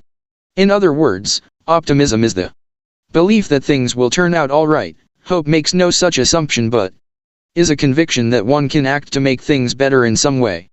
Hope and optimism can go together, but they don't have to. You can be a hopeless optimist who feels personally helpless but assumes that everything will turn out all right. Or you can be a hopeful pessimist who makes negative predictions about the future but has confidence that you can improve things in your life and others. Here's an example that might help. Let's say you have a big health challenge on your hands, not life-threatening, but something you would much prefer to fix, if possible. Your doctor says most likely you are going to have to live with the challenge, and you believe her. However, there are a Couple of things you can try, perhaps some exercises or a new drug, and you go all in to do so. While you trust the prognosis, which is not optimistic, you are doing what is within your power to make it better, which is hopeful. Both optimism and hope can make you feel better, but hope is much more powerful. One study showed that although both drive down the likelihood of illness, hope has a lot more power than optimism in doing so. 27. Hope involves personal agency, meaning it gives you a sense of power and motivation. In one study, researchers defining hope as having the will and finding the way found that high hope employees are 28% more likely to be successful at work and 44% more likely to enjoy good health and well-being. 28. A multi-year study of students from 2 universities in the United Kingdom found that hope, measured in response to self-rated measures such as, I energetically pursue my goals, predicted academic achievement better than intelligence, personality, or even prior achievement. 29. Hope is more than a nice to have for well-being, lacking it can be disastrous. In a 2001 study of older Americans who took a survey between 1992 and 1996, 29% of those whom researchers classified as hopeless based on their survey answers had died by 1999, versus 11% of those who were hopeful even after correcting for age and self-rated health status. 30. Some might argue that having hope is mostly a matter of luck, you are born with it. This might be partially true for optimism. One study finds it is 36% genetic. 31. Research, on the other hand, has yet to find a genetic link to hope. This is because, as many philosophical and religious traditions teach, it is an active choice. Indeed, it is a theological virtue in Christianity, implying voluntary action, not just happy prediction. To build a better world for others, you should be hopeful. Becoming a more hopeful person might seem like it depends on your circumstances, however. What if they are hopeless, you might ask? Well, your circumstances are never hopeless. Furthermore, hope can be practiced and learned by following 3 steps. First, imagine a better future, and detail what makes it so. When you feel a bit hopeless, start changing your outlook. Say, for example, you have a loved one who is not taking hold of his future, is neglecting his education, and is perhaps making destructive personal choices that are leading to bad life outcomes in an unpromising future. You could easily conclude that the situation is hopeless, but you can do more for your loved one's happiness and your own if you instead imagine what a better, realistic lifestyle would look like, rather than basking in the glow of an amorphous better situation and leaving it at that. Make a list of the specific elements that will have improved. For example, imagine your loved one going back to school and developing healthier friendships. Imagine him meeting a good romantic partner and giving up substance use. Second, envision yourself taking action. If you leave things at the first step and simply convince yourself that better times lie ahead, you will have engaged in optimism, but not yet hope. Envisioning a better future will not, on its own, make it so, but it can help the world when it changes our personal behavior from complaint to action.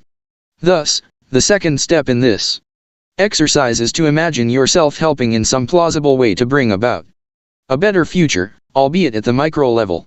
Continuing with the preceding example, envision yourself establishing more regular contact with the person, in a friendly, non-scolding way that shows you like and care about him as a person and are not just judging him morally. Imagine asking him to tell you about his hopes for a better future, and you're volunteering to help in any way you can. Imagine telling him he can stay at your place when he doesn't have anywhere to go. Imagine driving him to school or to a job interview.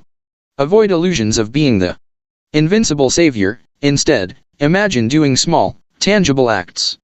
Now, armed with hope, you can move on to the most important step of all, action. Take your grand vision of improvement and humble ambition to be part of it in a specific way and execute accordingly. Follow through on your ideas to help at the person-to-person level. Turn empathy into compassion.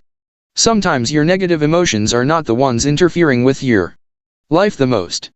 Rather, it is the emotions of someone close to you. A family member, a spouse, or maybe a friend is suffering, and this becomes the focus of your relationship, dragging you down. You don't want to be callous, but at some point, you need some emotional caffeine to block their emotional adenosine in your brain. As you will see later in this book, negativity in a family can be passed like a virus if you let it.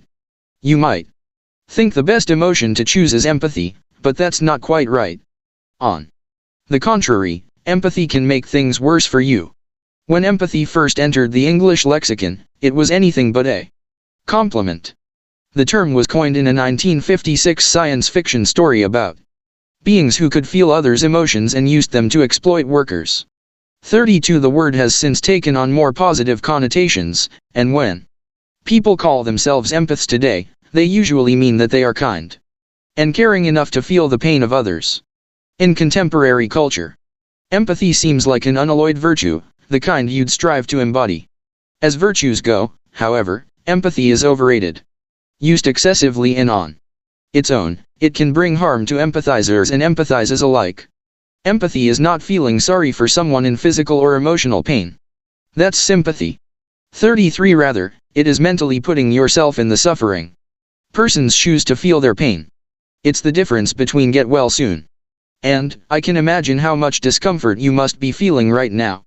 Some researchers even hypothesize that empaths have hyper-responsive mirror neurons, which are brain cells that imitate those of others when their behavior is observed. 34 So, for example, you want to cry when you see someone else crying.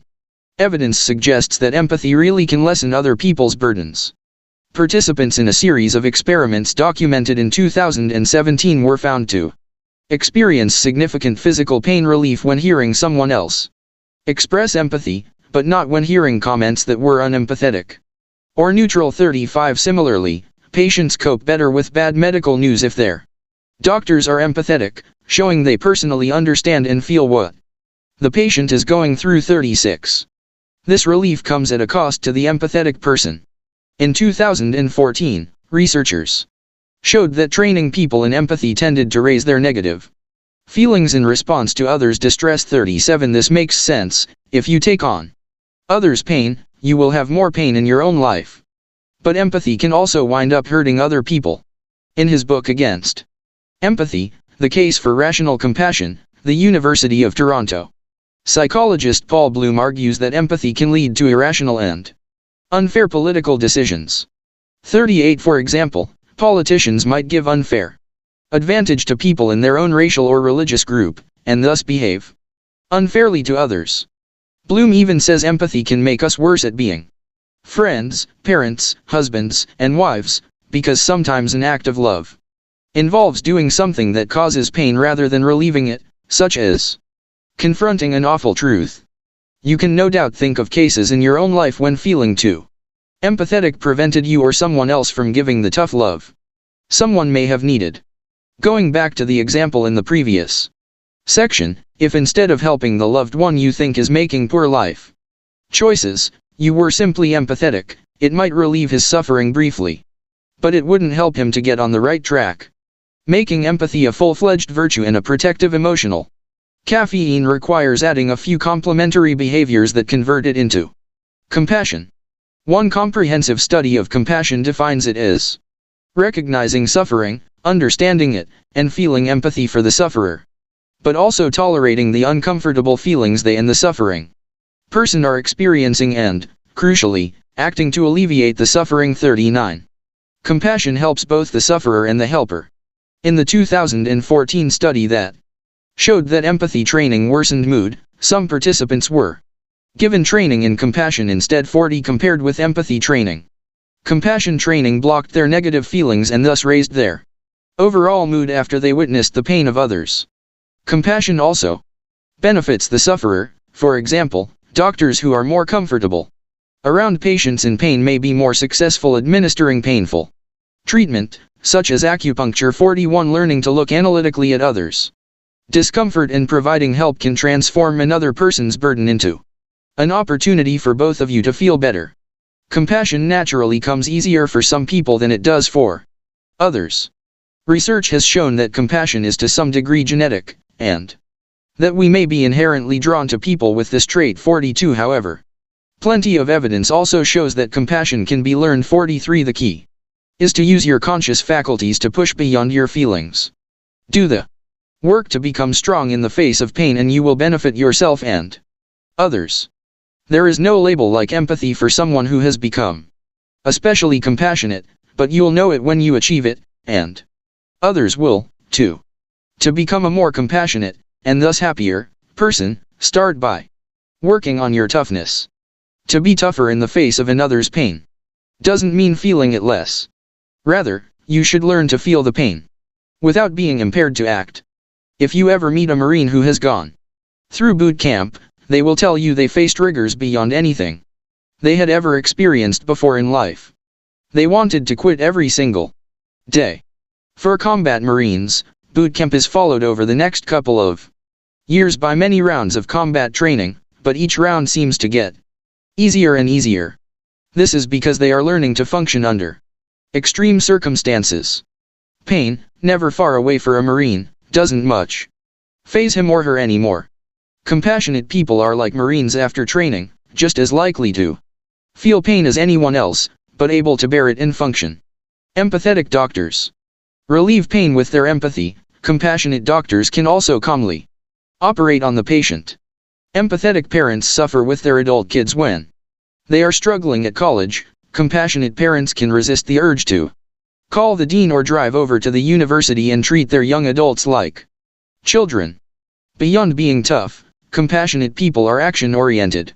A lot of the time, when people are in pain, they resist an effective cure because it would temporarily be even more painful.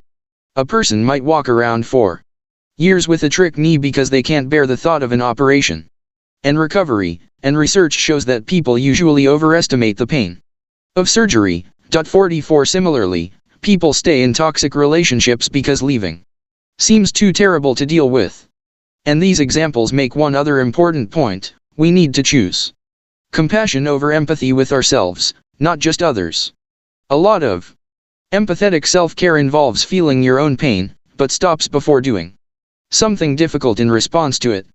Being self-compassionate means doing the hard thing that you actually need to do, notwithstanding your feelings. Like getting knee surgery or confronting a relationship issue head-on. You might say that empathy is limbic, whereas compassion is metacognitive. Empaths can't help others commit to difficult resolutions, because their assistance stops at the victim's feelings.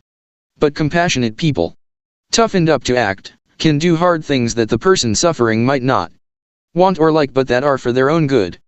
Compassion can feel like tough love, giving honest counsel that is difficult to hear, saying goodbye to an employee who is not a suitable fit, or saying no to a disappointed child. This can start a virtuous cycle, in which the recipient of compassion gets a little more resilient and becomes better able to show compassion themselves, making a better world for others. The emotional caffeine strategy of self-management in this chapter has a huge virtue besides just crowding out some of the excess negative affect we may experience. We are replacing it instead with emotions we genuinely want: gratitude, humor, hope, and compassion. We want them because they aren't just emotions, they are virtues. As you cultivate these virtues, you'll notice something else: you are more and more focused on other people in a productive and generous way, and less focused on yourself. 4. Focus less on yourself. In 2020, psychologists Adam Waits of Northwestern University and Wilhelm Hoffmann of the University of Cologne in Germany set out to answer a question: do I get happier when I focus on my own desires, or when I focus on doing something for others, instead? We generally think about the trade-off between self-care and caring for others as one between feeling good and doing what is morally superior. If you take the afternoon off and go shopping, you'll enjoy it. If instead you volunteer at a local charity, you'll miss that fun but be a better person. Obviously, this trade-off has limits. You need to take care of yourself to help others, and helping others can be fun for you. In general, however, this is how we see the me versus others choice. The researchers questioned whether there really was a trade-off at all. They wondered if, just maybe, focusing on others created more happiness. For youth and self-care did. To investigate this idea, they divided 263 participants into 3 groups, each with a different set of instructions. 1 moral deeds group. Today, we would like you to do at least 1 moral deed for others. By moral deed for others, we mean doing something that will benefit another person or a group of others. This could be donating to charity, picking up trash, to help the community, giving money to a homeless person, helping someone with their work, giving someone a compliment, giving assistance to a family member, or showing kindness to a stranger. Any act that benefits another person either directly or indirectly would be considered a moral deed. 2 moral thoughts group. Today, we would like you to think at least 1 moral thought for others. By moral thought for others, we mean thinking about another person or group of people in a positive way. Thinking good thoughts on their behalf, thinking lucky thoughts for them, praying for them, hoping they succeed, or thinking about how much you care for another person or group of people. Any thought that is positive toward another person would be considered a moral thought. 3 treat yourself group. Today, we would like you to do at least 1 positive thing for yourself. By positive thing for yourself, we mean doing something that will benefit you. This could be buying yourself a gift, getting yourself a massage, taking yourself out to a movie, spending time with a friend who will make you happy, giving yourself a break to relax, or enjoying a delicious meal. Any act that benefits you either directly or indirectly would be considered a positive thing. The 3 groups followed their instructions, and recorded their well-being across 11 dimensions each evening for 10 days. At the end, the researchers compiled the results. Not shockingly, in some ways all the strategies were beneficial. For example, all 3 felt more satisfaction. But in most ways, the results weren't even close. The moral deeds group reported higher scores on a range of well-being measures than the moral thoughts group, and both reported higher scores than the treat yourself group. Those caring for others actively felt greater purpose in life and sense of control, while the others did not. They were also the only ones who felt less anger and social isolation. The end results were clear, and consistent with a huge body of data, showing that focusing less on yourself and your desires will make you happier. This is not to argue you should stop taking care of yourself or stop paying attention to your own needs. As they say on the airlines, you must put on your own oxygen mask first when it comes to happiness, so you can help others become happier. That's different from thinking about yourself instead of others and what is going on outside. In fact, adopting more of an outward focus on life, observing the world, and caring for other people without making so much of life about yourself, is one of the best ways to increase your own well-being, and is the 3rd principle of emotional self-management. This means being good to others as selflessly as possible, as the preceding experiment suggests, of course. But more subtly, it means deflecting your own constant attention from yourself and your desires by looking in the mirror less, disregarding your reflection on social media, paying less attention to what others think about you, and fighting your tendency to envy people for what they have but you don't. This part of emotional self-management is not intended to scold or make any of us feel like we are self-centered egomaniacs. Focusing on ourselves is the most normal thing in the world. Yet this doesn't help us get happier. While it isn't always easy, working against this natural tendency gives us relief from the sitcom on loop in our heads that is our daily me-focused lives. With knowledge and practice, an outward focus on life brings major happiness rewards. You are actually 2 people. You may have noticed that you look most normal to yourself when you look in a mirror. A photo always looks less natural, almost as if it were another person. And in fact, philosophers say that you are, in a very real way, 2 different people, one who sees, and one who is seen. Understanding this can help us a great deal in focusing less inwardly and more on the outside world. The American philosopher William James explored this idea of 2 selves in depth. He believed you must be an observer of things around you to survive and thrive, but you must also observe yourself and be observed by others to have any consistent sense of self-concept and self-image too. Without observing outwardly, you would get hit by a car or starve. Without being observed, you would have no memory, history, or sense of why you do what you do. When you are driving to work, you are observing traffic and other people to stay safe and get where you are going. But once you are at work, you pay more attention to how others see you, which helps you understand if you are doing a good job. When you are the observer, it's called being the I self, the seer of things around you. When you are observed, or looking, and thinking about yourself, that's called the me self, the one seen. Neither one is a permanent state of mind. The trick for well-being is balancing your I self and your me self. And that means increasing the former and decreasing the latter, because most people spend too much time being observed and not enough time observing. We think constantly about ourselves and how others see us, we look in every mirror, we check our mentions on social media, we obsess over our identities. This brings trouble.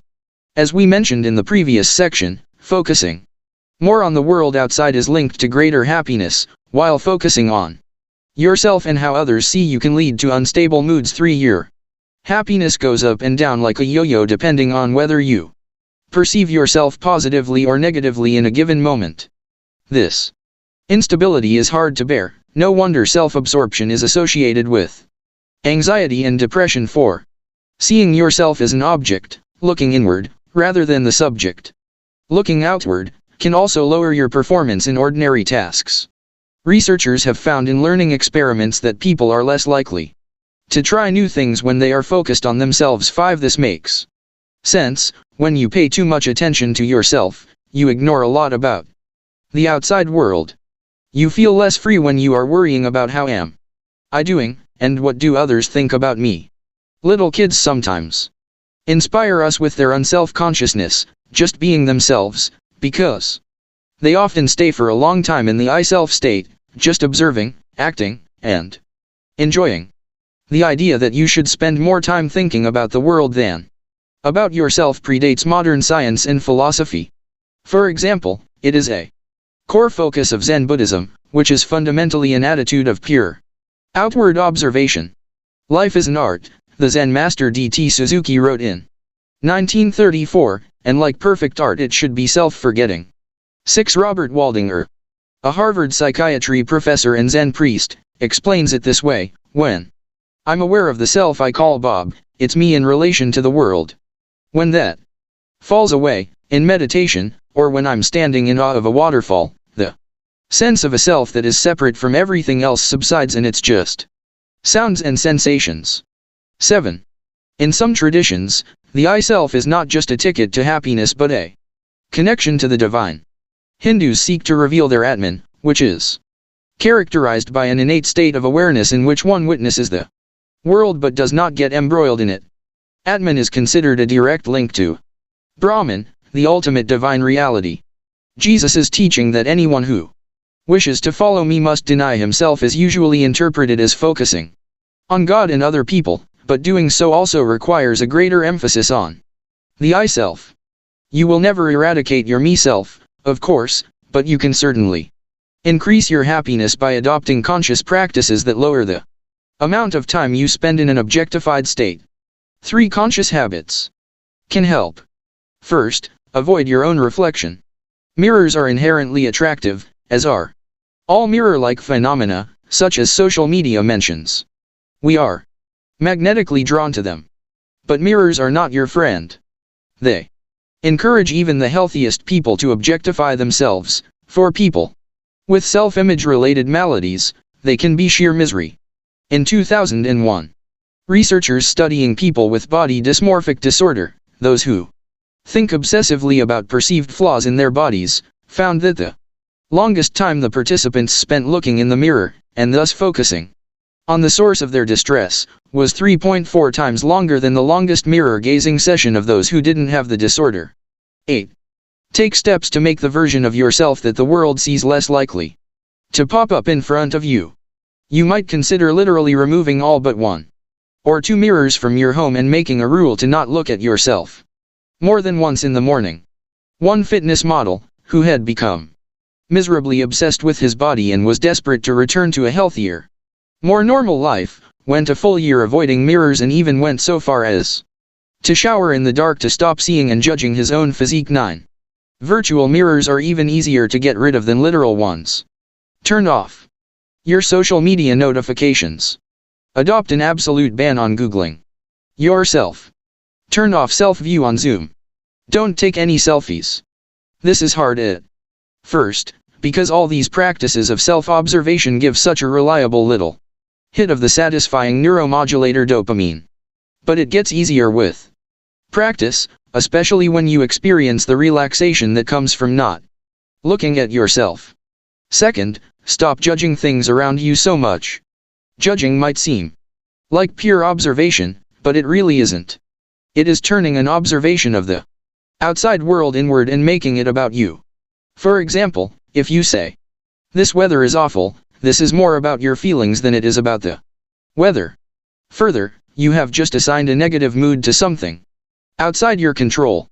Making judgments about the world is normal and necessary. We need to do it in order to make cost-benefit decisions.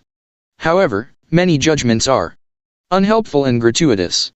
Do you really need to decide that the song you just heard is stupid?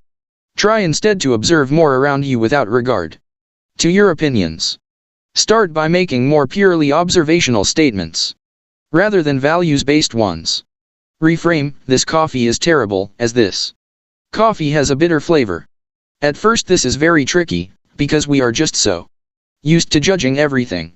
Once you get the hang of it, it is a huge relief to not have to have an opinion on everything. You will find yourself not weighing in on political debates and giving fewer opinions. This will keep you calmer and in a greater state of inner peace. Third, spend more time marveling at the world around you. In his research, the University of California, Berkeley, psychologist Dr. Keltner focuses on the experience of awe, which he defines as the feeling of being in the presence of something vast that transcends your understanding of the world. 10. Among its many benefits, Keltner has found, awe diminishes the sense of self.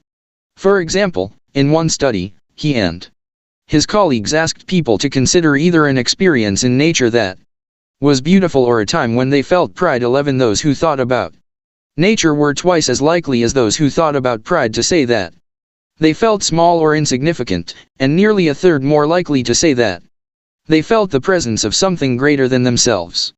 Spend more time enjoying things that amaze you. Happiness specialist Gretchen Rubin visits the Metropolitan Museum of Art almost daily. For example, incorporating awe into your daily life might mean making sure you see the sunset as often as you can, or studying astronomy, or whatever it is that blows your mind. One last exercise you might try if you have a free day: use it to wander. In one famous Zen koan, a story that requires philosophical interpretation, a junior monk sees an older monk walking and asks him where he is going. 12. "I am on pilgrimage," the senior monk says. "Where is pilgrimage taking you?" the junior monk asks. "I don't know," the elder answers. Not knowing is the most intimate.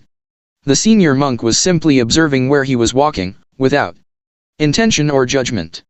Some of the most profound and intimate experiences in life come when you can observe your journey without expectation of some destination or external payoff. Try dedicating just one day to being like the senior monk. Start the morning by saying, "I do not know what this day will bring, but I will accept it." Go through the day focusing on things outside yourself, resisting judgment, and avoiding anything self-referential. If you are feeling really adventurous, you could even get in your car and go on a day trip with no set destination. Stop caring what they think. There is a well-known Bible verse that says, "Judge not, that ye not be judged." 13. To be focused in a healthy way on others and the outside world grants you the judge not part.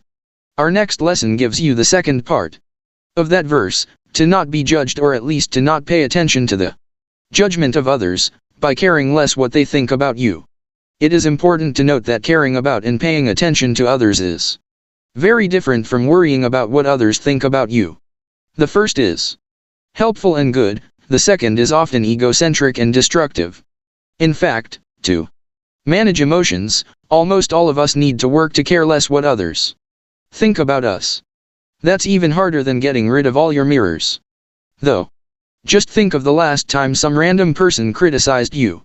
Someone you would certainly not invite into your home for a conversation, but whom you invited into your head as you stewed about the criticism. Maybe it was a sarcastic barb on social media or a belittling remark at work. You kicked yourself for even caring, but you did care nonetheless. In fact, for most people, a source of stress is what others think of them. Many of them are deeply wounded by criticism, go to extraordinary lengths to gain the admiration of strangers, and lie awake nights wondering about others' opinions of them. Why is this? Once again, it's Mother Nature making our lives difficult. We are wired to care about what others think of us, and we obsess over it.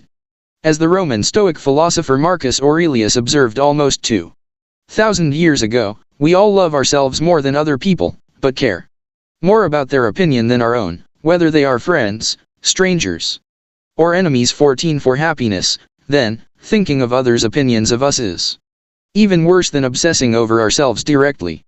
Paying attention to the opinions of others is understandable and, to a certain extent, rational. You trust your own opinions, they are saturated with and shaped by those of others who are similar to you, therefore, you trust their opinions as well, whether you want to or not. 15 Thus, if one of your co-workers says some TV show is really great, your opinion of it will probably rise, at least a little bit, and you might decide to try it.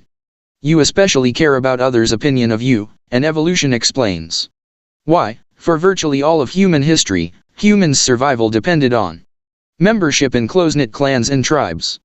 Before the modern structures of civilization, such as police and supermarkets, being cast out from your group meant certain death from cold, starvation, or predators. This can easily explain why your sense of well-being includes others' approval, as well as why your brain has evolved to activate the same region for physical pain when you face social rejection. The dorsal anterior cingulate cortex, or DACC16, by the way, neuroscientists have noticed that an over-the-counter remedy for physical pain that targets the DACC acetaminophen, or Tylenol, can also lower negative feelings associated with exclusion. 17. Unfortunately, the instinct to want the approval of others is woefully maladapted to modern life.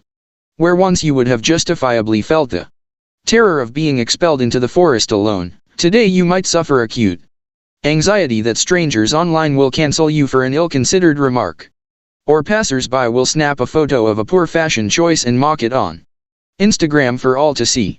This tendency may be natural, but it can drive you around the bend if you let it. If you were a perfectly logical being, you would understand that your fears about what other people think are overblown and rarely worth fretting over. But none of us are perfectly logical, and most of us have been indulging this habit for as long as we can remember. In the worst cases, anxiety about the approval of others can blow up into a debilitating fear, a psychological condition called allodoxophobia. 18. Don't worry, it's rare. But even short of that, worrying about the opinions of others can lower your basic competence in ordinary tasks, such as making decisions. When you are thinking about what to do in a particular situation, say, whether to speak up in a group, a network in your brain that psychologists call the behavioral inhibition system, BIS, is naturally activated, which allows you to assess the situation and decide how to act, with a particular focus on the costs of acting inappropriately. 19 When you have enough situational awareness, the BIS is deactivated and the behavioral activation system, BAS, which focuses on rewards, kicks in. However, research shows that concern about the opinions of others can keep the BIS active, impairing your ability to take action. 20 If you tend to leave an interaction kicking yourself over what you should have said but didn't, it may indicate that you are being unduly influenced by concerns over what others think. One reason you may fear others' opinions is because negative assessments can lead to shame, which is the feeling of being deemed worthless, incompetent, dishonorable, or immoral, and thus, given the weight we place on others' opinions, we begin feeling this way about ourselves. Fearing shame makes sense, because research clearly shows that Feeling it is both a symptom of and a trigger for depression and anxiety. 21. In the Tao Te Ching, the ancient Chinese philosopher Lao Tzu wrote, "Care about people's approval and you will be their prisoner."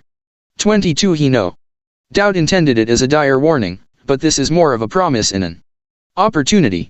The prison of others' approval is actually one built by you, maintained by you, and guarded by you. You might add a complimentary verse to Lao Tzu's original, disregard what others think and the prison door will swing open. If you are stuck in the prison of shame and judgment, take heart, you hold the key to your own freedom. 23. Remember, the goal here is to focus on others but not on their opinion of you. One way to do this is to remind yourself that no one cares. The ironic thing about feeling bad about yourself because of what people might think of you is that others have many fewer opinions about you, positive or negative, than you might imagine. Studies show that we all consistently overestimate how much people think about us and our failings, leading us to undue inhibition and worse quality of life. 24. Perhaps your followers or neighbors would have a lower opinion of you if they were thinking about you, but they probably aren't. Next time you feel self-conscious, notice that you are thinking about yourself. You can safely assume that everyone around you is doing more or less the same. Second, rebel against your shame. Because fear of shame is frequently what lurks behind an excessive interest in others' opinions, you should confront your shame directly. Sometimes a bit of shame is healthy and warranted, such as when we say something hurtful to another person out of spite or impatience. Often it is frankly ridiculous, such as being ashamed for, say, accidentally leaving your fly unzipped, or having a bad hair day. We are definitely not recommending that you walk around with your fly down on purpose. But ask yourself, what am I hiding that I'm a little embarrassed about? Resolve not to hide it anymore, and thus dominate the useless shame holding you back. We promise that once you metacognitively own the source of your embarrassment and resolve not to be held back by it, you will feel empowered and much happier. Don't water the envy weed.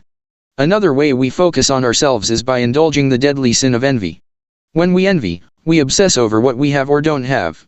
Once again, this may seem outward focused, but it is really all about what you wish you had. This tendency spoils our relationships, makes us worse to others, and makes life impossible to enjoy. In the 13th canto of Purgatorio in Dante's Divine Comedy, the 14th century Italian poet describes the ultimate punishment of people who had fallen prey to envy during their lives. He shows them perched precariously on the edge of a cliff. Because envy started with what they saw, their eyes are wired shut. To avoid falling, they must support themselves upon one another, something they never did in life. 25. This is a pretty grim punishment. Perhaps you are less concerned than Dante with punishment in the hereafter. There is plenty of evidence that envy, the resentful longing for what someone else possesses, can give you a little bit of hell in the here and now. We all know how envy feels, how it sours our love and dries up our soul. How it makes us think not just about ourselves, but specifically about what we don't have that others do.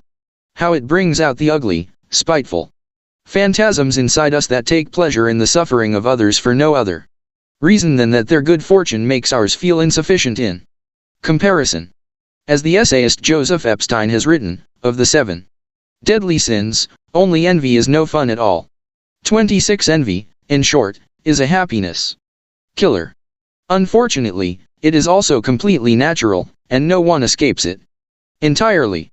The possible explanations for its natural, evolutionary roots are easy to see. Social comparison is how we gauge our relative place in society, and thus how we know what to strive for in order to stay competitive for resources and viable in mating markets.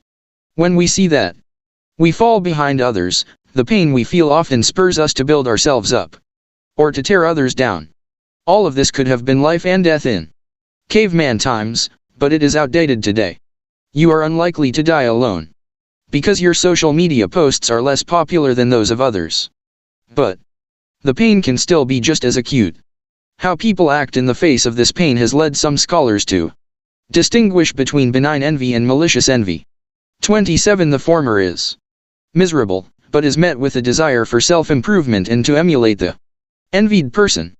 In contrast, malicious envy leads to wholly destructive actions, such as hostile thoughts and behavior intended to harm the other person. Benign envy occurs when you believe that admiration for the other person is deserved. Malicious envy kicks in when you believe it isn't. 28. This is why you might envy a famous war hero but wish him no ill, while enjoying the news that a reality star just got arrested. Envy, especially when malicious, is terrible for you. To begin with, the pain is real. Neuroscientists find that envying other people stimulates your brain's DACC, which, as we already know, is where you process pain. 29. It can also wreck your future. Scholars in 2018 studied 18,000 randomly selected individuals and found that their experience of envy was a powerful predictor of worse mental health and lower well-being. In the future 30, ordinarily, people become psychologically healthier as they age. Envy can stunt this trend. Different people envy different things. For example, some research suggests that what people envy tends to change with age. 31. Young people may be more envious than older folks of educational and social success, good looks, and romantic fortune. Older people generally shrug at these things, but tend to envy people with money. This probably makes sense. Early on, you naturally want what you think will give you the best shot at making a good living and starting a family. Later on, you seek financial security. To feel envy, you need to have exposure to people who appear more fortunate than you. That is simple enough in ordinary interactions, but the conditions of envy explode if we expose people to a wide array of strangers, curating their lives to look as glamorous, successful, and happy as possible. Obviously, this is a reference to social media. In fact, academics have even used the term Facebook envy to capture the uniquely fertile circumstances that social media creates for this destructive emotion. 32. And in experiments, scholars have shown that, indeed, passive Facebook use, although no doubt this is not limited to Facebook, measurably decreases well-being through increased envy. 33. So what is the remedy for lowering envy to manageable levels in your life? The famous 15th century merchant Cosimo de' Medici compared envy to a virulent, naturally occurring weed. 34. The job is not to try to eradicate it, which would be futile. Rather, he taught, just don't water it. Here are 3 ways to do that. First, focus on the ordinary parts of others' lives. The main way we water that terrible weed is with our attention. We focus intently on the qualities we want but lack. For example, you might envy an entertainer's fame and wealth, and imagine how those qualities would make your life so much easier and more fun. But think a little deeper. Do you really believe that entertainer's life is so great? Are her money and fame bringing a healthy marriage? Do they eliminate her sadness and anger? Probably not. Perhaps the contrary. Psychologists have shown that you can use this observation to blunt your envy.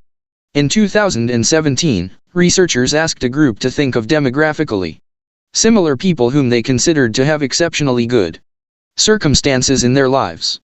They found that focusing only on these circumstances led to a painful contrast with participants' own lives, and thus to envy. 35. Yet when they were instructed to think about the everyday ups and downs that these people surely also experienced, envy was diminished. Second, turn off the envy machine.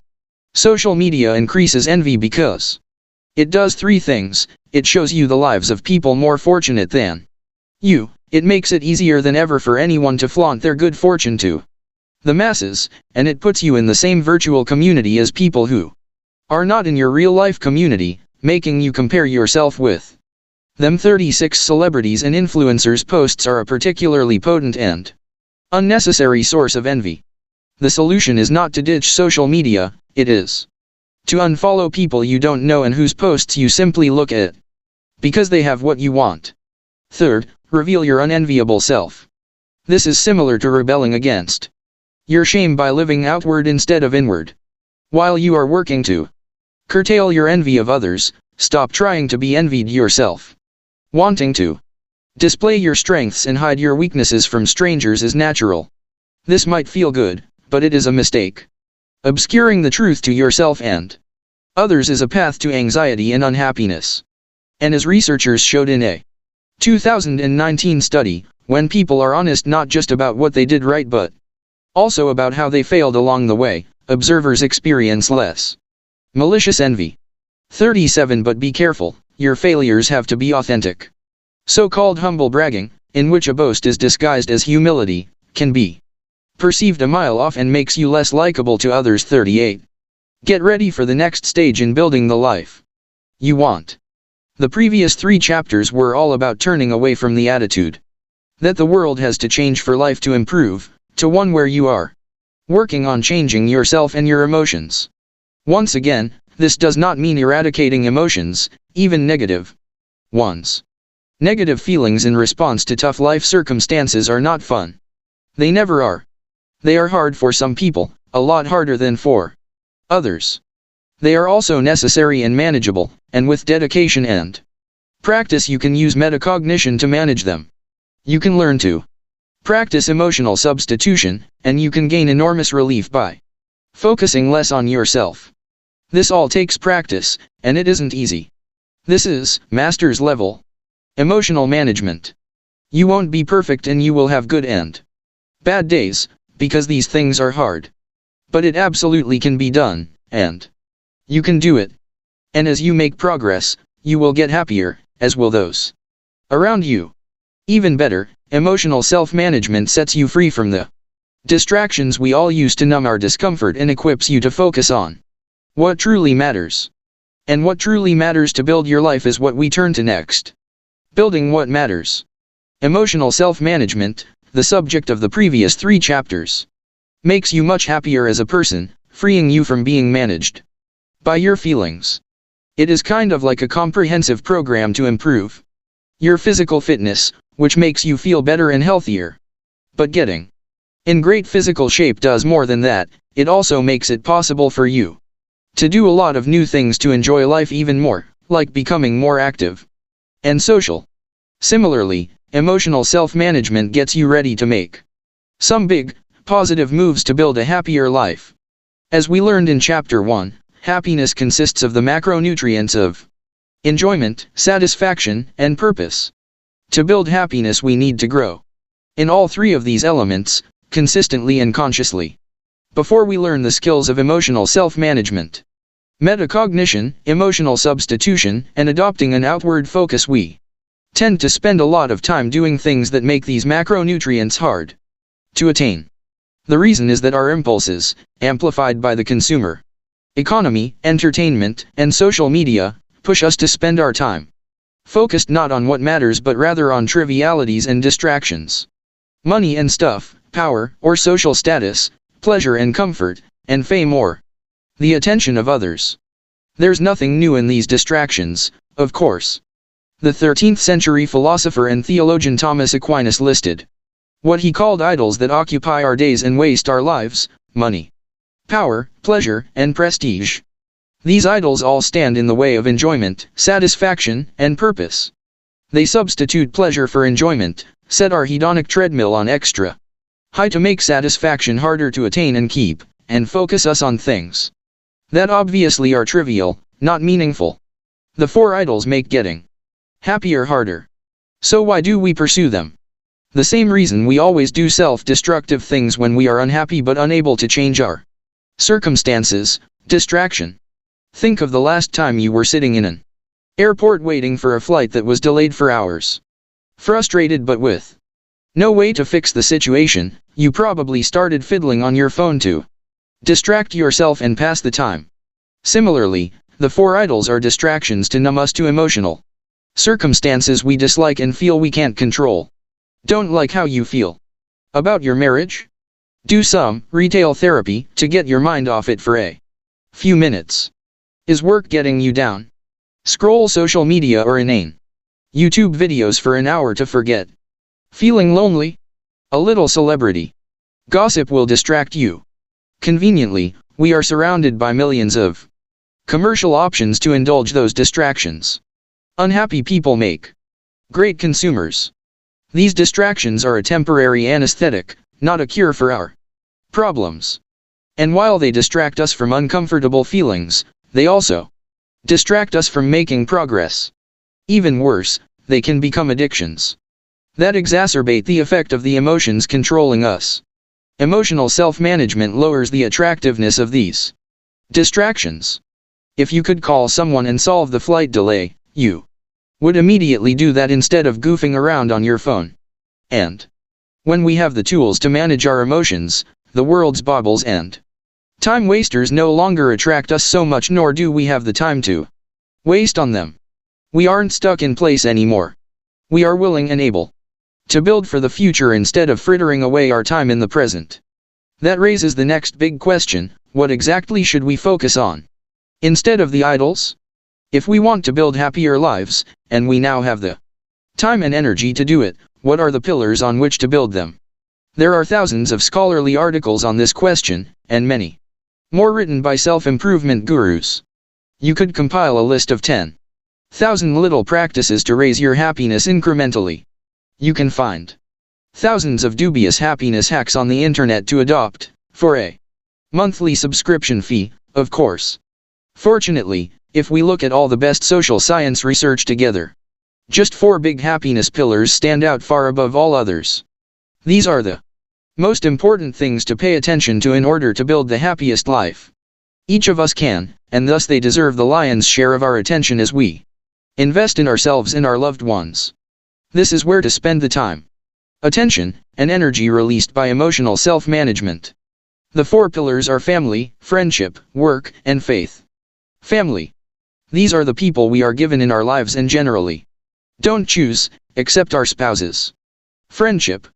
This is the bond with people we love deeply but who aren't our kin. Work. This is our toil to earn our daily bread, to create value in our lives and in the lives of others. It might be paid or unpaid, in the marketplace or at home. Faith. This does not mean a specific religion, but rather is a shorthand term for having a transcendent view and approach to life. These are the pillars on which a good life is built. This isn't to say nothing else in life is important. Obviously, you need to take care of your health, you need to have fun, you need to sleep, you need to be smart about your finances, and on and on. But family, friends, work, and faith are the big 4 on which almost everything else rests. Of course, these areas of life are full of challenges, some of them very hard. These are the very challenges we so often distracted ourselves from. But now, with our emotional skills and growing resolve, these challenges in family life, friendship, work, and faith are our opportunities to learn and grow in love and happiness. So that is what we turn to in the next 4 chapters. A note from Oprah. Much of what I know about getting happier comes from experience, my own and that of so many others. Arthur, on the other hand, comes to happiness through research. It's a distinction that applies to us in general. When it comes to explaining something or making a point, I always have a story, he always has a study, or a quote from an ancient philosopher. We're different that way. And then there's Stedman, my life partner and companion for the past 30 years. The two of us once co-taught a class on leadership at Northwestern University's Kellogg Graduate School of Management, and our students were surprised by how different we were. He's a planner, a strategist. He does nothing without first setting a vision for the outcome, whether he's playing golf or speaking to businessmen in China. I am the opposite, operating in the moment, guided by intuition and instinct to the next right move. He never worries about what other people think. I have spent much of my adult life working to nullify my people-pleasing ways. And then there's my bestie, Gayle King. In personality test terms, I'm a judge, Gayle is a cheerleader. I stay calm, she gets excited. I like to drive in silence, she likes the radio on, and lordy, does she love to sing along. We'll leave an event together with me saying, phew, I can't wait to get home, and Gayle saying, I could have stayed all night. It turns out that Arthur and I and Stedman and I and Gayle and I are complementary, different personalities that mesh together well. And happily for all of us, the research says that's what makes for the strongest and longest lasting relationships. Different kinds of relationships are the subject of the next section. of this book. The focus starts at close range you and the way you deal with your family then progressively zooms out to include your friends, your work, and the people you work with, and finally, your relationship to the majesties of the universe, through whatever form of spirituality is right for you. As you read, you'll begin to appreciate what I think of as the inner-outer paradox, the fact that, as we saw earlier in the book, the surest way to improve your inner world is to focus on the outer world, because happiness inside comes from looking outside. I'm not saying that happiness depends on external circumstances. We've already seen that waiting for someone or something else to make you happy is a losing game. My point is that our lives are spent in connection to other people, to our work, to nature, and the divine. And the more we do to improve those connections, the better off we are. So in the next several chapters you'll be thinking about whom and what you interact with and how you can make those interactions better. Whom and what do you surround yourself with? What can you do in the face of conflict? How can you show up more intentionally and serve more meaningfully?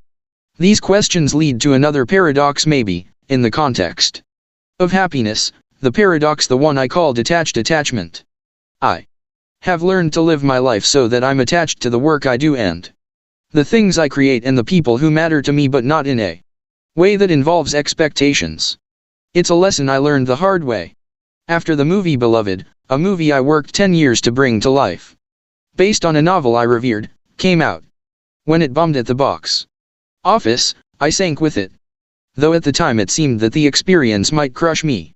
What happened with Beloved ultimately freed me.